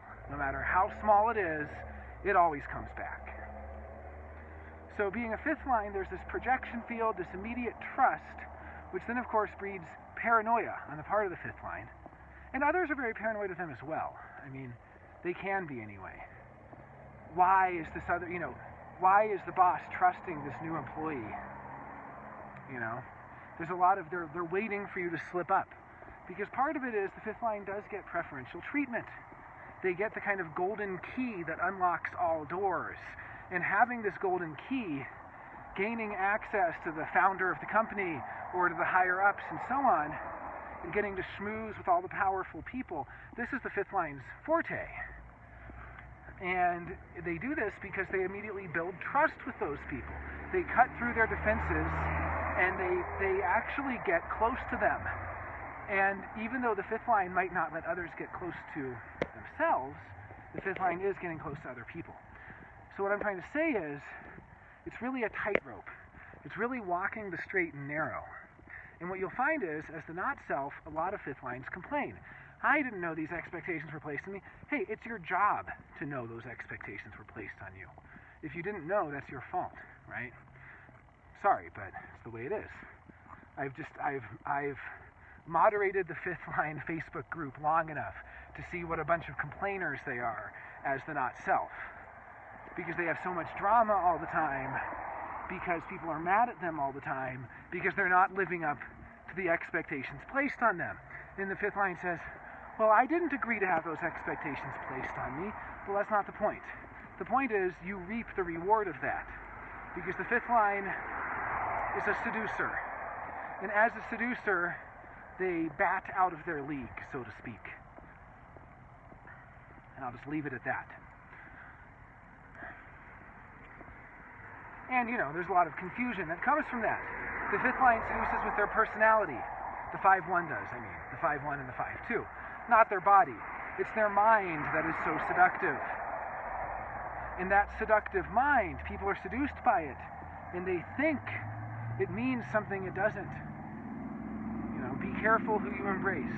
Because as soon as you've embraced somebody, you have to fulfill their expectations or there will be hell to pay. That's the point. You can't escape it. It'll destroy your reputation if you can't fulfill their expectations. And so it's hard, right? Because every fifth line has different expectations placed on them. I'm born on gate 46, the gate of success. Guess what people project on me? They expect me to be successful. They expect that I'm independently wealthy. Somebody said that we were talking about investments years ago, and they said, well, you could just, you're worth 27 million. And this was another millionaire. I'm not a millionaire. This was a millionaire. And I said, no, I'm not. What do you mean? And they said, oh, am I confused? I did a little research, and I thought that you were behind such and such, and I thought your net worth was around 30 million. And I said, no. I'm lucky if my net worth is 100,000. I don't even know what my net worth is. My net worth is negative. No, it's not, thankfully. But the point is, people expect me to be a millionaire. They're not going to expect other fifth lines to be a millionaire. That's just what they project on me. Or success in other forms, right? I undertake a project and they expect me to succeed where others fail. And if they find out that I'm failing where others succeeded, they feel betrayed. So for you being born on gate 28, the gate of meaning, they expect, here's somebody who really knows what brings life meaning. Here's somebody who has a higher purpose in life. Here's somebody who's really figured it out. They really know why life is worth living. They know what's important beyond food and sex and creature comforts and all that. And if you don't provide that to them, they're so disappointed. They look at you and they go, here's somebody who's empowered. And if they find out that you weren't empowered and you didn't stand up for yourself, and you let somebody use you as a doormat or walk all over you, or you let somebody interfere with you or something like that, they'll be so betrayed and so disappointed because there's so much pressure. There's so much pressure on fifth lines. Fifth line children, my heart goes out to them. Fifth line children can really be broken by the pressure. These are the kids who, end it all because of the pressure. It's tragic. It's tragic. Their parents have so many expectations on them to be, the perfect dancer or the perfect gymnast or the perfect pianist or whatever it is. It breaks them. It shatters them. So yeah, that's what it is to be a fifth line. So my advice for fifth lines, I guess 3 things. 1, be careful who you embrace, which goes along with not letting yourself be overly accessible, particularly to people that are close to you, because, it sounds weird, but, be careful who you're close to, basically. Basically, paranoia is good. You should be worried when you're finding yourself not being paranoid. So paranoia is good. Vigilance is good. I mean, of course, not taken to the extreme, but just, close ones, loved ones, they say, I have no expectation of you. You can see right through that. So know what the expectations are. This goes along with the first point. Second point, as I made earlier, pay attention to the first line stuff. I didn't really go in depth to it, but basically, investigate. Get a solid foundation. Put in the 10,000 hours. Be prepared, Don't expose yourself. Don't try to solve the problem and expose your vulnerability in an area where you're not an authority. See, the first line learns to be an authority. They go from apprentice to master. They go from student to teacher. So be the teacher. Be the master. Be the authority. I couldn't do human design readings for years because I wasn't the authority on it yet. I didn't have the foundation. So my second point, first point for the 5-1s, be careful who you embrace. Paranoia is good. Second point for 5-1s, have a strong foundation. Do the homework. Do the investigation. And then my final point, give people something practical. That's all it is. You don't have to do what they want. You can be a heretic. You can give them something the opposite of what they asked for, but make it practical. They have expectations they don't even realize they have, and they're looking to you to meet those expectations. And when you give them something practical, they will be satisfied. In the same way that if I told you all the stuff about the fifth line and didn't give you anything practical, you would feel betrayed. You would feel like, why am I wasting my time listening to this stuff? Jonah didn't give me anything practical. My reputation would be destroyed. So that's what it's about. You have to give people something practical.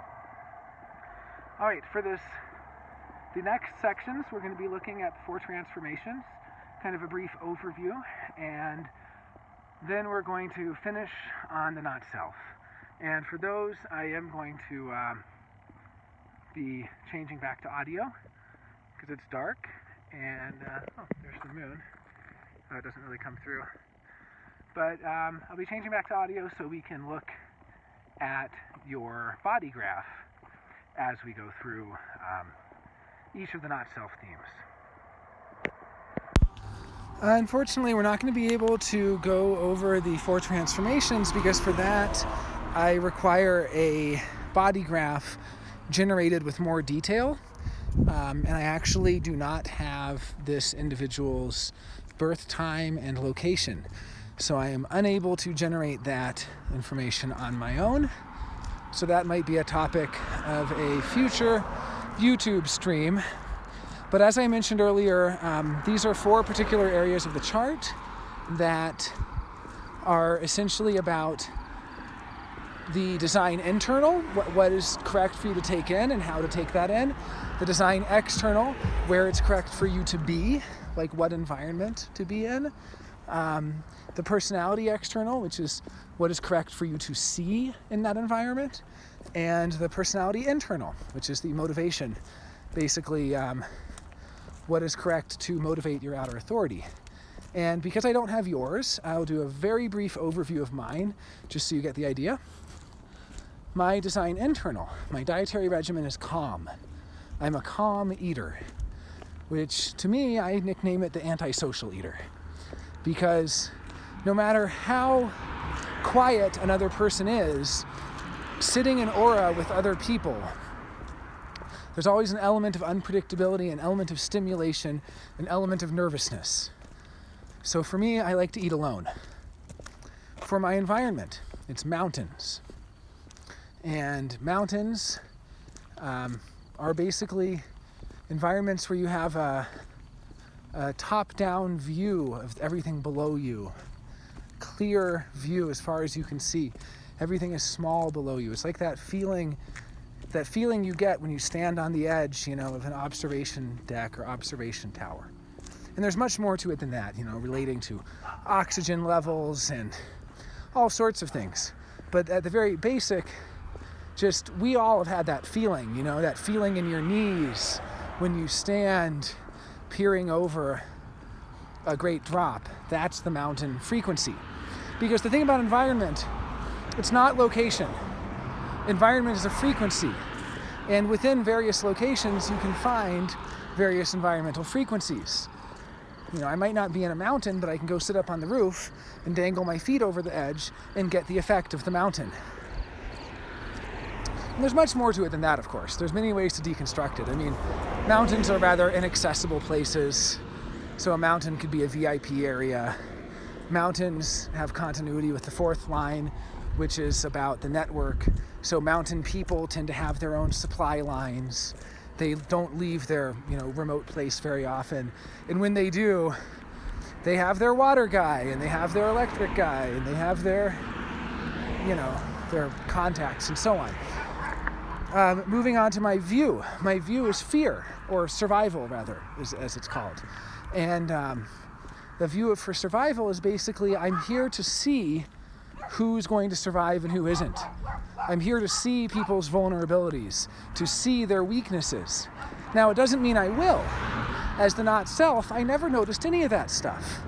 As the not self, I was too hung up on being a people pleaser and trying to meet other people's needs and trying to identify the gaps where something needs to be done that I couldn't notice who's going to survive or not. I couldn't notice the chips in the armor. I couldn't notice the weak points and so on, and the vulnerable tender points in other people. But now I do. And finally, my motivation is desire. And the motivation of desire is really, excuse me, all the dogs are out tonight. It's Santa Fe, and once the sun goes down, the dogs all start. So desire is really the core of all motivations. You'll see if you look through the different motivations, some people are motivated by fear. Well, that's the desire to learn, the desire to dispel the fear, Some are motivated by hope. Well, that's the desire for something to happen, or for something not to happen. I sure hope that doesn't happen, Or they're motivated by need. Well, that's the desire to meet a need, or the desire for a need to be met, or the desire to identify what needs doing. Or they're motivated by guilt, which is a personal responsibility, and so on. And the only motivation which is not fueled by desire, so to speak, or a form of desire, is its opposite, which is innocence. Innocence is basically amotivated, a lack of all motivation. So for me, when I'm my not self, I'm stuck in innocence. I'm locked into innocence. I'm staying out of it. I have no motivation and so on. But when I'm living as my true self, I'm locked into desire. And when I'm locked into desire, I'm basically like a preacher, like a priest, standing on my pulpit, preaching hellfire damnation, preaching be yourself, don't give away your inner authority, don't let other people make decisions for you. Preaching personal empowerment, preaching basically like a pep talk almost, and helping others to align them to their correct desire. So if their desire is fear, I'm talking to them like a preacher, and I'm saying, how are you going to do that? I'm trying to strike fear into their hearts. You say you're going to make this business. How? Show me. Well, how are you going to get the money? Well, how are you going to find the time? How are you going to do this? How are you going to do that? And I'm just railing them, striking fear into their heart, because that fear is good for them. If they're a hope person, if they're hope, it's so different. My pep talk for the hope people is, is it possible? Could it happen? What will happen if you don't do anything? What will happen if you just sit by the river and wait? That's my pep talk for the hope person. Very different. So anyway, this is just, I would have liked to have gone over your dietary regimen and your environment and so on, but I wasn't able to do that. But this will at least give you some idea of another aspect of human design, which in my opinion is incredibly powerful.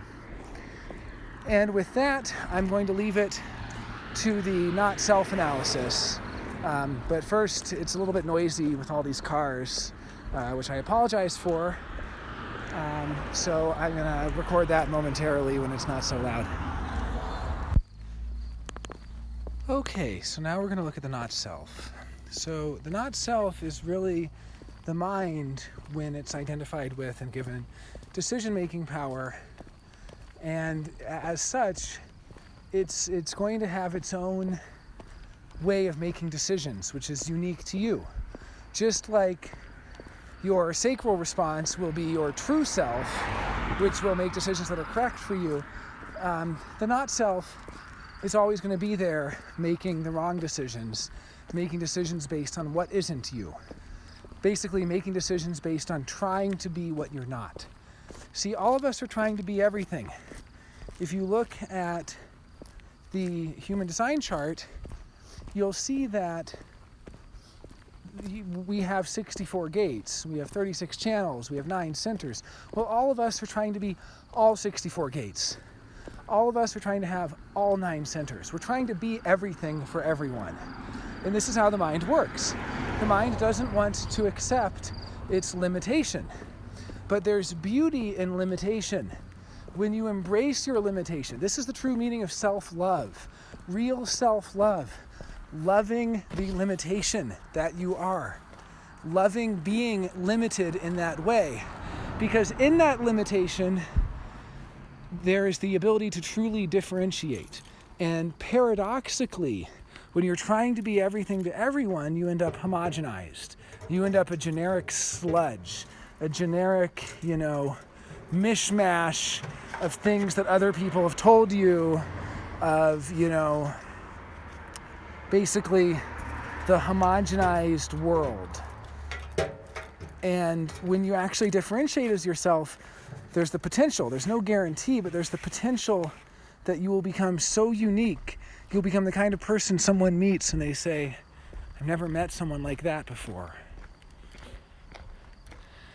There's the ability to really live truly as yourself. And that's the beauty of human design, and that's the beauty of true self-love. True self-love. Not the California School of Sunshine Psychology self-love that people pay lip service to. But true self-love. Embracing the limitation that you are. Loving that limitation.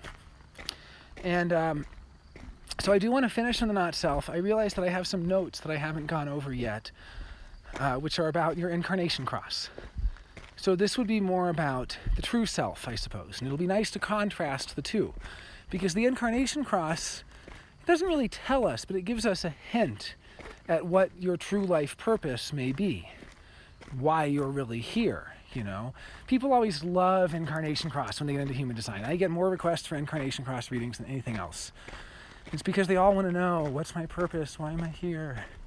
Well, it can't tell you that, but it can tell you some themes that can help you discover that through your experiment, through living your design.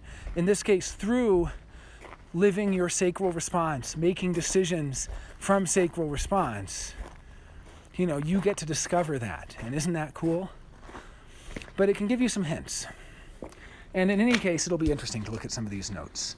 And then after this, I'm going to go into the not self, and so it'll be nice to have the contrast of the two.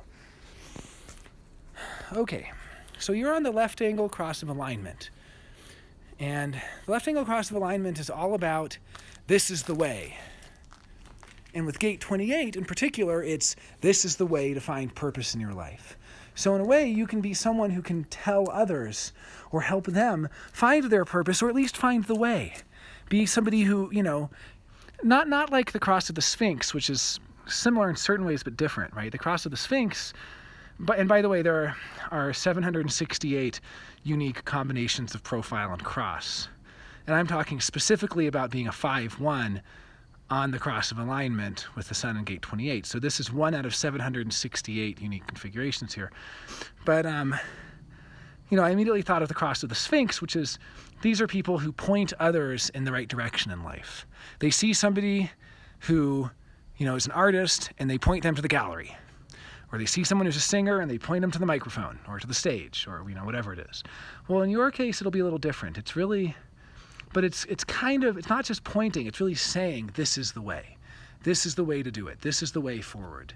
This is how you get there. But the other thing is, they're always searching too. And now here I'm going to be, just so I don't get accused of plagiarism, drawing heavily from Ra's interpretation of this incarnation cross in his book, Incarnation Crosses by Profile. So here's what Ra says. And by the way, Ra's wife, or partner rather, had this, gate 28, line 5, at least. I guess I'm talking more about 28.5 here, but it's related. It's part of the incarnation cross, a big part, like 70% of it. His mother and his daughter also had this. So Ra knew this line very well, and there are 384 unique lines in the Rei Ching. So we're getting very specific here. This is one line out of 384. And this is one profile cross combination out of 768.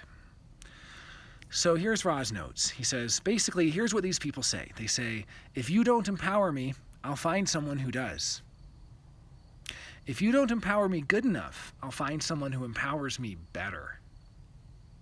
And here's Ra's comment. When I meet someone with this line, this 28.5, the fifth line of gate 25, if they're in my life 20 years later, I pat myself on the back because it means they couldn't find someone better. And when they leave you, you call them treacherous bastards. So, the line is called treachery. They're always getting accused of treachery. And here's Ra's story. Ra says, my partner on the cross of individualism, she tells people about a yoga class, and they all show up. And then she doesn't want to go the next week. So she doesn't go the next week because they all showed up. She's annoyed, cross of individualism. So she doesn't go, and they feel betrayed. Treachery. She didn't show up. She betrayed us. But she's out looking for the better yoga class. Here's a little more about gate 28. So gate 28 is called Preponderance of the Great. It's the gate of the game player. And the challenge is life itself. That's what the game is. And so it's really about, as I said earlier, finding purpose in life, finding meaning in life. But it can also be the realization, and this is from the Rei Ching, the transitoriness of power and influence. The potential of intuition is to know in the now whether it is of value to struggle or not. So as your true self, you have this potential to know what's worth struggling for. Like the story I told earlier, the person who's like, no, the car's to the left, and they walked in the forest for 6 hours, that person was struggling unnecessarily. It was the not self. They were not living their true potential. They were struggling about something that didn't matter. It doesn't make a difference, But the possibility here, living as your true self, is to struggle for what actually makes a difference. And we see line 5, treachery.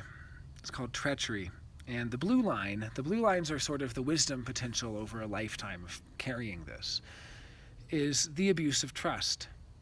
So the wisdom is to know about the abuse of trust, or even to abuse that trust for a higher purpose, for something more powerful, more important than that trust.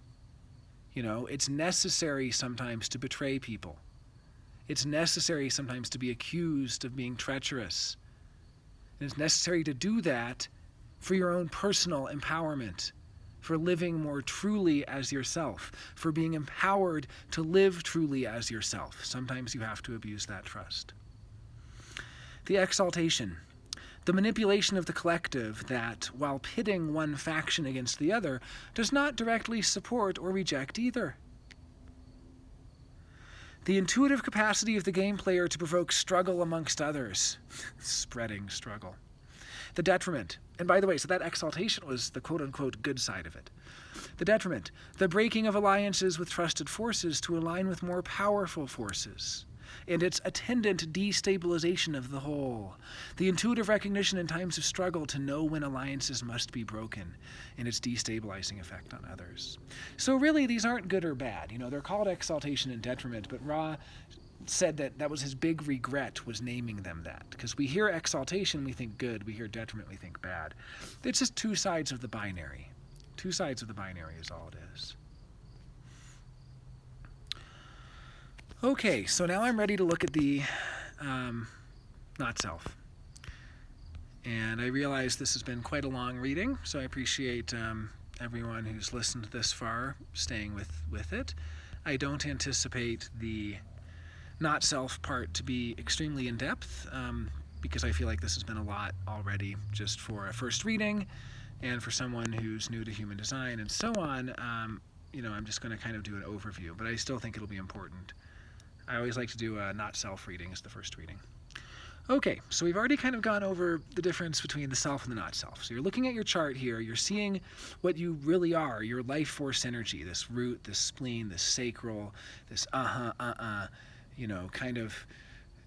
gate 34, the gate of power, and power skills, this channel, being a powerhouse of knowing how to be a custodian and a preservationist and potentially knowing what's worth struggling for and all of these nice things. But now we're going to look at the not self.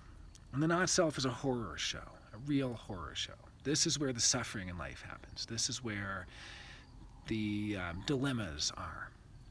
And the not self, like everything else, has a hierarchy. And its hierarchy begins with the ego, in that the ego is the strongest not self center of all of them. And when you have an undefined ego, which 70% of humanity does, the not self of the undefined ego is constantly trying to prove. I'll prove to you that I have the capacity. I'll prove to you I have the stamina. I'll prove to you I have the nerve. I'll prove to you I have the guts. What do you mean you don't trust me? I'll prove to you that I'm trustworthy. What do you mean I can't handle it? I'll prove to you I can handle it. You think I don't have the stamina? I'll prove to you I have the stamina. And if I don't, I'll improve. See, it's proving and improving. And I don't want to understate this. I mean, it might be hyperbolic, but it's so important to realize that this is the great, pain and suffering of the homogenized world. This is what you see in the checkout stand at the grocery store with all those magazines telling you how to be better, how to make more money, how to have better sex, how to improve, how to be more attractive, and they're threatening you. Oh, the undefined ego gets so threatened by everything. I mean, you can feel it flare up. You can feel it. It happens in internet flame wars. It happens in arguments. It happens in touchiness. It's funny because the solar plexus is the center of emotions, but the ego is the center of emotionality, if I can put it that way. It's the center of being touchy and emotional. At least the undefined ego is. So with the undefined ego, ask yourself, am I trying to prove this? Do I have something to prove? And realize that deep underneath everything else, there's this feeling of not being good enough, this inferiority complex, and this feeling of being threatened, and then essentially trying to improve yourself to meet that threat, even by threatening others. Undefined ego people can be so threatening, they get threatened and then they start to threaten the others. They give the ultimatum and they say, oh, you're going to treat me this way. Well, I'll do this unless you apologize, and I'll do that. I mean, this is the center of hurt feelings. This is the center of emotionality, of being threatened, and of feeling like you have to prove yourself. It's the center of making promises. Don't. Just don't. Just stop. Stop making promises. I've heard undefined ego generators tell me, well, how is anyone going to trust me? Well, they will trust you if you're living truly as yourself. They'll trust your sacral. If they say, do you want to do this? And you go, they'll trust that. You don't have to say, I promise you I'll do this. Because the second you say, I promise I'll do this, it's not you. It's not you, and it puts pressure on the heart. Actual biological pressure is not healthy. We see here that there's a lot of self-recrimination because gate 25 there is pointing at the 51 and it's going, why don't I have more guts? Why am I not, more courageous, jumping into the unknown? Why am I so timid? Meanwhile, gate 26 is there, so full of nerve. I mean, this is the gate of the egotist. This is like smarmy and charming and self-confident and never ever wanting to show any of that inferiority. This is, what do you mean, scoffing at people? What do you mean? I don't feel like I have to prove anything. I'm not ever trying to prove anything to anyone. I never try to convince anyone of anything. I'm not trying to convince you right now. This is the gate that's just, it's full of lies, really. It's the great liar. My thing I always say to gate 26 people, and I'm one myself, if you think of something to say to someone and you want to tell them the truth, say the second thing you think of. And I got this from Ra. He also had gate 26, so he knew. And he said, I have gate 26, and the first thing I think of is always what I think someone wants to hear.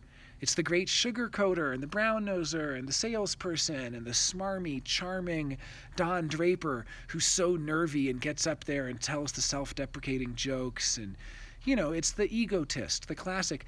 It's really the only ego gate people actually like, by the way. People don't like gate 21, control freaks and stuff. They like gate 26 because gate 26 is at least charming. And I have that too, and you'll see that in me. But it's not who I really am, and I'm certainly not going to make decisions from that. Or at least I don't want to. So with this undefined ego with gate 26, it's really a smarmy, charming, puffed up, big ego that's hiding a really small ego, that's hiding a feeling of not really knowing your value, not wanting to ask people for the money that you're actually worth because you don't really know what you're worth, not wanting, not demanding the best treatment because you feel like you don't deserve it. And it can really feel like it doesn't deserve it in both ways. It's like affronted and offended, like, I deserve better than this. I don't deserve this. But it's also, someone's really nice to you and you go, I don't deserve this. You're being so nice to me. What did I do to deserve this? So it feels undeserving both ways. It's weird that way. But yeah, the undefined ego, don't make promises. Don't try to prove things. I realized this early on in my human design deconditioning when I was reading about undefined ego, and my first reaction having gate 26 was, oh, that's not me, I can handle myself, I have a thick skin, I'm not easily offended. And then pretty soon I posted a Jung quote, and a philosopher that I had respected commented on my Facebook feed and said, Jung was an anti-Semite and a Nazi sympathizer. And I said, no, he wasn't. And this philosopher said, yeah, he was. Actually, here's the evidence. And I said, no, I'll prove to you that he wasn't. Actually, that evidence was fabricated for this particular book. And we went back and forth. And, an hour later and 30 or 40 comments later, we're arguing about this. And I'm trying to prove to this guy that Jung was not an anti-Semite. And that's the undefined ego. It's threatened, and so it tries to prove. And pretty soon I'm threatening him. I'm saying, if you spread slanderous information like this, I'm going to block you and all this stuff. It's threatening. And now, I still have my good days and my bad days. It's not like human design's a silver bullet where suddenly you learn it and you don't do it. But now I at least notice when that's happening. I at least notice it doesn't take me an hour. Now it takes me like a minute. And then a minute in, I go, what am I doing, Jonah? Oh my God, I'm just, trying to prove this to this person. I'm not here to prove. You have undefined ego. You're not here to prove. You're not here to improve. You're not here to promise. You're not here to bargain, to make compromises, to say, if you do this, I will do that. You're not here to say will. The word will should not be in your vocabulary. Oh, I will cook dinner tonight. No, say, I want to cook dinner. And then someone asks you, do you want to cook dinner? And you go, yeah, I want to cook it. Because, of course, as a generator, anytime you say something, you need to be asked to confirm. It's like, I want to go to the movie. Do you want to go to the movie? And then the other person's like, yeah. Well, they should ask you back, Yeah, I want to go to the movie. Do you want to go? Uh-huh. And if you go, so that's just a side note. Being sacral, being a generator, anytime you think of something, you have an idea, doesn't mean it's correct for you. What's correct for you is what you actually respond to. So if you have the idea, you tell somebody the idea, then they ask you if you want to do it. And then you go, uh-huh, I want to do it. And then you can do it.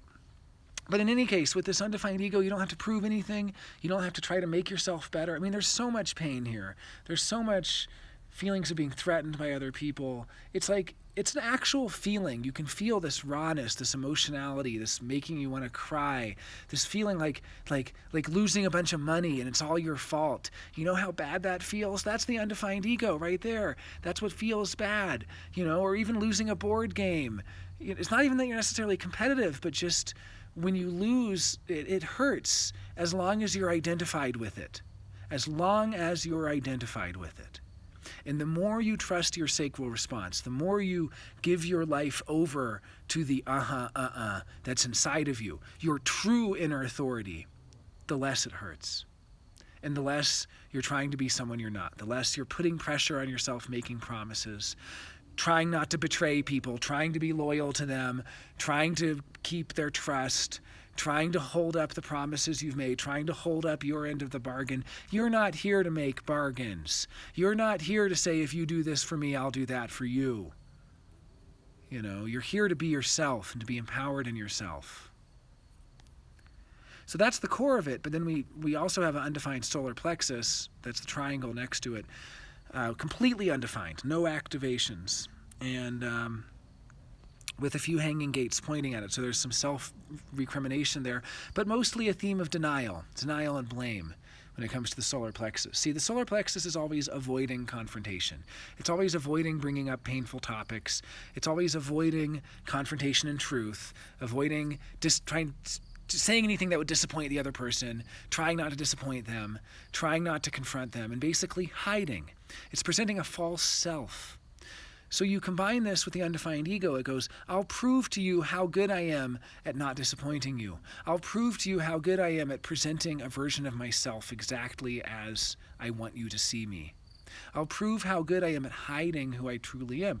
All the while, because it's completely undefined with so much openness, it's kind of inaccessible to your consciousness, so there's a theme of denial and blame. Oh, I'm not afraid of confrontation. Other people are afraid of confrontation. I'm not afraid of truth. Other people are afraid of truth. I'm not an escapist. Other people are escapists, and so on. But what this theme is really about is the not self of the undefined solar plexus, avoiding confrontation and truth, not rocking the boat. There's a lot of shame here. There's really a lot of shame, It's a lot of, I don't want them to see who I really am. I don't want them to see what I really want. I don't want them to see what I really like. I don't want them to see how I really feel about this. I don't want them to see what I really think about this. That's the undefined solar plexus, the not self. And again, with so much openness, there'll be a lot of denial. So I wouldn't expect you to necessarily click with this. I wouldn't expect you to go, oh yeah, that's me. Because the not self here is going to project that onto others. I'm not afraid of intimacy. Other people are afraid of intimacy. I'm not keeping people at arm's length. I'm letting people get close to me. Other people have problems letting people get close to them. No, this is the denial, and this is the blame of the not self. It just, anytime there's so much openness, it's a theme of denial and blame. Now, there is some self-recrimination here because of gates 19 and 39.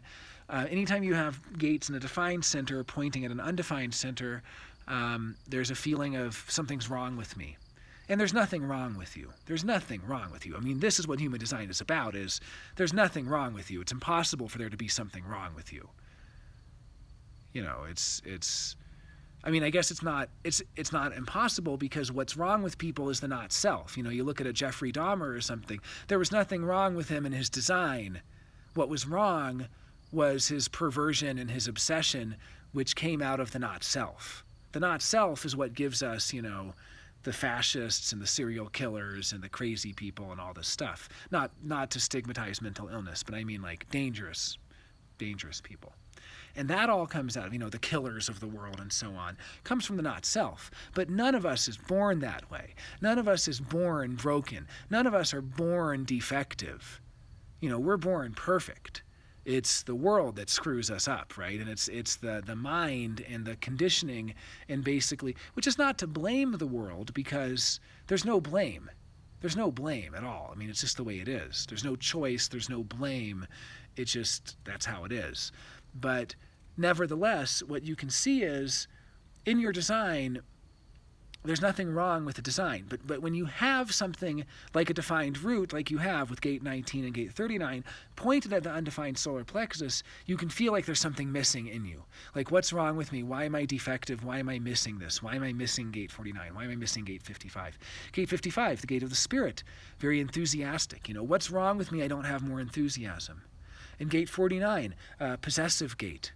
Gate 19 is all about flirting. Gate 49 is the possessive side of it that says, okay, I like you flirting with me, but now you can't flirt with anybody else. It's jealous, right? So with you missing this gate, you might be like, what's wrong with me? Why am I not more jealous? I should be more jealous. I should be more possessive. I should be more supportive of the people in my life. But by and large, because you only have those two channels that have activations in them, by and large, the theme here, looking at the not self of the undefined solar plexus, is going to be denial and blame. Denial and blame. I'm not avoiding truth. Other people are avoiding truth. And you see, there's so much nervousness in the solar plexus. For instance, that whole channel 36-35, there's a real nervousness there. Channel 36 is about sexuality, and there's a lot of shame and a lot of nervousness around sexuality in the undefined solar plexus. This can be the fear of sexual inadequacy. But of course, with the theme of denial and blame, and with that gate 26 in the undefined ego, this is someone who will never admit that.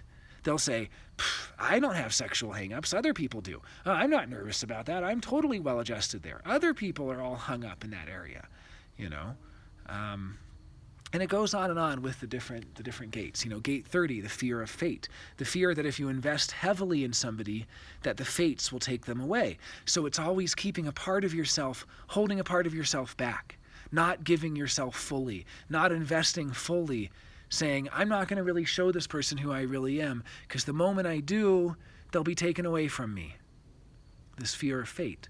But again, I wouldn't expect you to be in touch with that fear, because, this is the theme is denial and blame and projecting it outward onto others.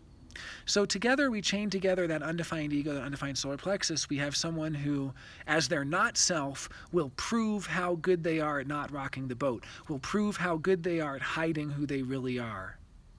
And they'll avoid all that confrontation. This is someone who will never ask for a raise because they'll be terrified of disappointing their boss. This is someone who will wait so long to break up with someone, to break up with their partner, because they can't get up the nerve to do it. And because they're afraid, they'll always say it's because they're afraid of hurting that person. And part of it is that they're afraid of the emotional reaction. See, when you have an undefined solar plexus and you break up with somebody, they're so disappointed in you and they're so emotional about it, and you feel all that emotion. You're force-fed all of that. Because, again, like we said earlier, when you have an undefined center, if they're low, if they're sad, you're going to amplify that. You're going to feel that sadness tenfold over, That's the way it works.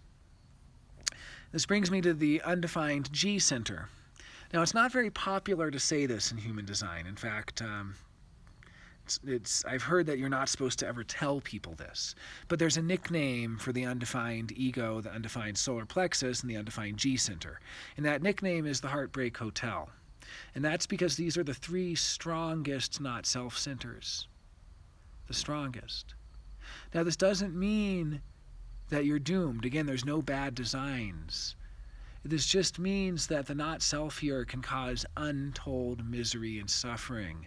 And so it's so important that you trust your sacral response, that you live truly as yourself, that you wait to respond to life, and that you follow that response. And if somebody says, do you want to, your friend is sick in the hospital and says, do you want to come visit me? And your sacral goes, then don't do it. Don't give in. The ego going, I have to prove to my sick friend what a good friend I am. I have to prove how loyal I am. And that undefined solar plexus going, I can't let them see that I don't want to go there. I have to pretend that I want to go there. Just don't do it. This is enlightened selfishness. We're all so afraid to be selfish, right? But this is enlightened selfishness. This is empowered selfishness. It's about being truly yourself, because you're no good to anyone if you're living a lie. You're no good to anyone if you're disempowered, if you've given your authority away, if you're letting yourself be guilt-tripped and shamed into making mental decisions, forcing yourself to do things your sacral doesn't want to do. You get to discover what your sacral wants to do.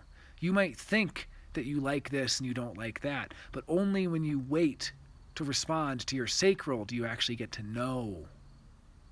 So when I say that these three centers together are the Heartbreak Hotel, it doesn't mean you're doomed to heartbreak. It means that's what it is for the not self.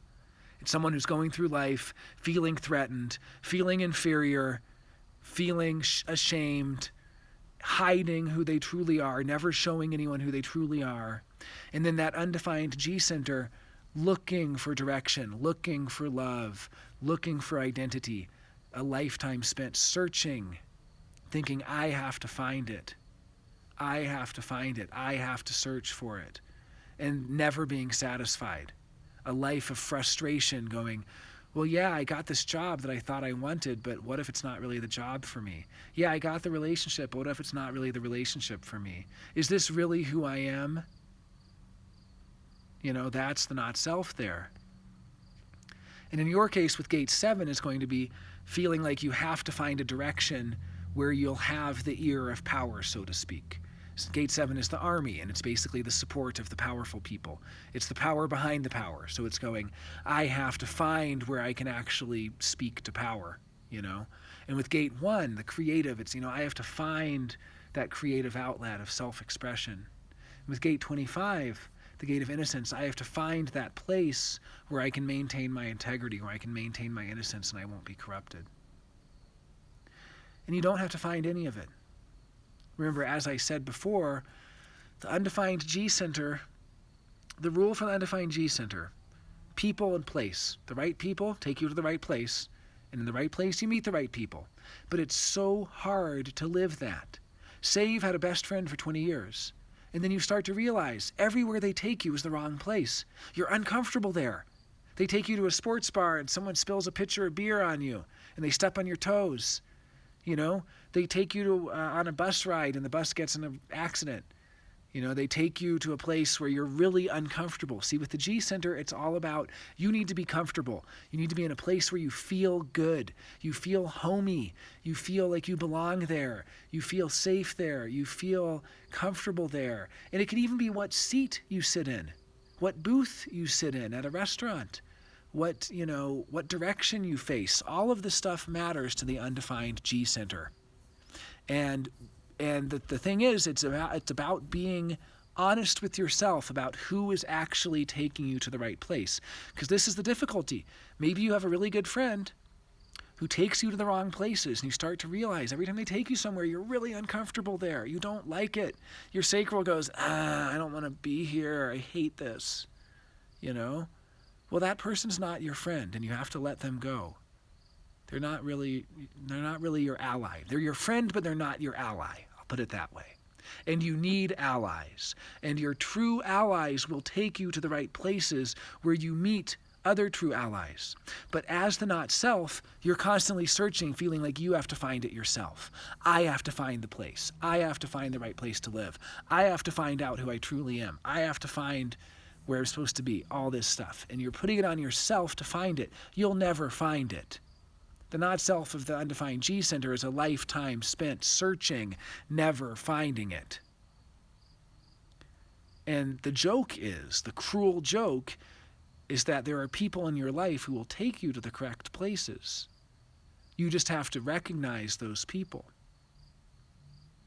And instead, you have the undefined G center aligned with the wrong forces in life, with the wrong people in life who take them to the wrong places where they meet more of the wrong people. And I'm not saying it's a guarantee. I mean, There's a great diversity in the world. You find people who are lucky enough to have aligned themselves with the correct forces in this life. But you find a lot of people who haven't. And so that's what it means to trust your sacral response, to decondition from constantly searching. But you can't do that if you have the not self, if you're identified with that not self solar plexus, and you're going, I'm terrified to tell my friend that I don't want to go there with them because I don't want them to see how I truly feel. I'm terrified to tell them I can't be their friend anymore. And so those three really form the core. The next is the spleen, and then it goes on to the ajna and the head, and then finally, in your case, the throat. So I'm not going to spend as much time on the others. I think that triumvirate of the not self is enough here. But you'll see that at the core, deep down, that mental decision-making is trying to prove, is hiding who you really are, and presenting a false self, basically the great liar, lying to the world about who you really are and how you really feel, and then constantly searching and feeling so lost and feeling so uncertain of who you are and unsure of who you are and trying to be sure of who you are and feeling like you don't really belong and you're not really sure who you are, and this grass is always greener FOMO thing, and that's really the not self in a nutshell. Constantly searching, constantly struggling to improve, to try to be better. Struggle is you, but struggling for what actually brings you purpose. As not self, you're going to be struggling to try to be a better person, struggling to have more consistent willpower. That's not you. You have undefined ego. You're not supposed to have a lot of self-discipline. You're not supposed to have a lot of willpower. You're not supposed to be improving yourself. You don't need to improve yourself. And you have undefined solar plexus. You're here to confront people, to say to them, hey, that's not okay. Hey, I think this way. I think that. This is my feeling. That's my belief, and this is who I am. Take it or leave it. But instead, the undefined, not self part of the solar plexus is going to say, I can't let them see who I really am. I have to hide it from them. It would hurt them. I can't hurt them. I can't let them know how I really feel. They would be so hurt if they found out how I really felt. And of course, other people don't see this, because as we go out and we look at the undefined ajna, trying to be certain about things, and the undefined head, thinking about things that don't matter, and we finally get out to the undefined throat, trying to get people's attention, that's what the world's going to see. They don't look at you and go, here's somebody trying to prove themselves. Here's somebody showing a false version of themselves to the world, living a lie, basically. They don't look at you and see that. Here's somebody struggling to find their purpose and to find their identity and to find their direction in life and constantly searching. They don't see any of that. That's buried deep in the mind, deep in the psyche, right? What they see is, oh, here's somebody who can get my attention. Oh, here's somebody who stands out. The undefined throat, trying to get people's attention. Here's somebody who got my attention, and that's what they're going to notice. And here's somebody who's willing to think about a lot of stuff, that undefined head and undefined ajna. By the way, the mantra for the undefined head and ajna, and I owe Lars for this. Lars Hogland is a human design analyst. The not self is thinking about things that don't matter and trying to be certain about them. The true self has a mantra: don't know, don't care. So the next time somebody tries to get you to think about something, to really put a lot of mental resources into it and spend a lot of energy thinking about it, just say, I don't know. And I don't really care either. Hard to do, right? Hard to do. Because with that undefined solar plexus, oh, what will they think of me if I tell them I don't care? And that undefined ego, I better prove to them how much I care. I better prove to them how good I am at thinking about these problems for them, and on and on and on. Okay, that's it for me. I think that pretty much covers it. And if you would like to know the 4 transformations at some point, feel free to send me birth time and birth location, and I can generate that. I won't say that I will do it, because I have undefined ego too, so I try not to make promises. But I want to, or at least I typically enjoy. Here's where I'm at in the whole human design process, is that I oftentimes don't know what I want until I'm given the opportunity to respond. I'm a generator, so I don't really know. I just can reference things that in the past have brought me satisfaction. And so I can go, well, usually I get satisfaction from this. Maybe I will this time. Who knows? And I try it out. Sometimes it's satisfying, sometimes it's frustrating. But the best is if somebody asks me and they say, Jonah, do you want to do a 4 transformation analysis? And that gives me the opportunity to actually respond, because I can't ask myself. It doesn't work that way. You can't just mentally ask yourself and hope to get a physical, visceral response. It's not how it works. But it's really what it's all about. For us generators, for all the complexity of human design and all the gates and channels and centers, it's actually pretty simple. It's not easy, but it's simple. It's about response. Responding to life, entering into the flow of life, not pushing the river, just entering into that flow and responding to the twists and turns. All right, that's it for me. Thanks.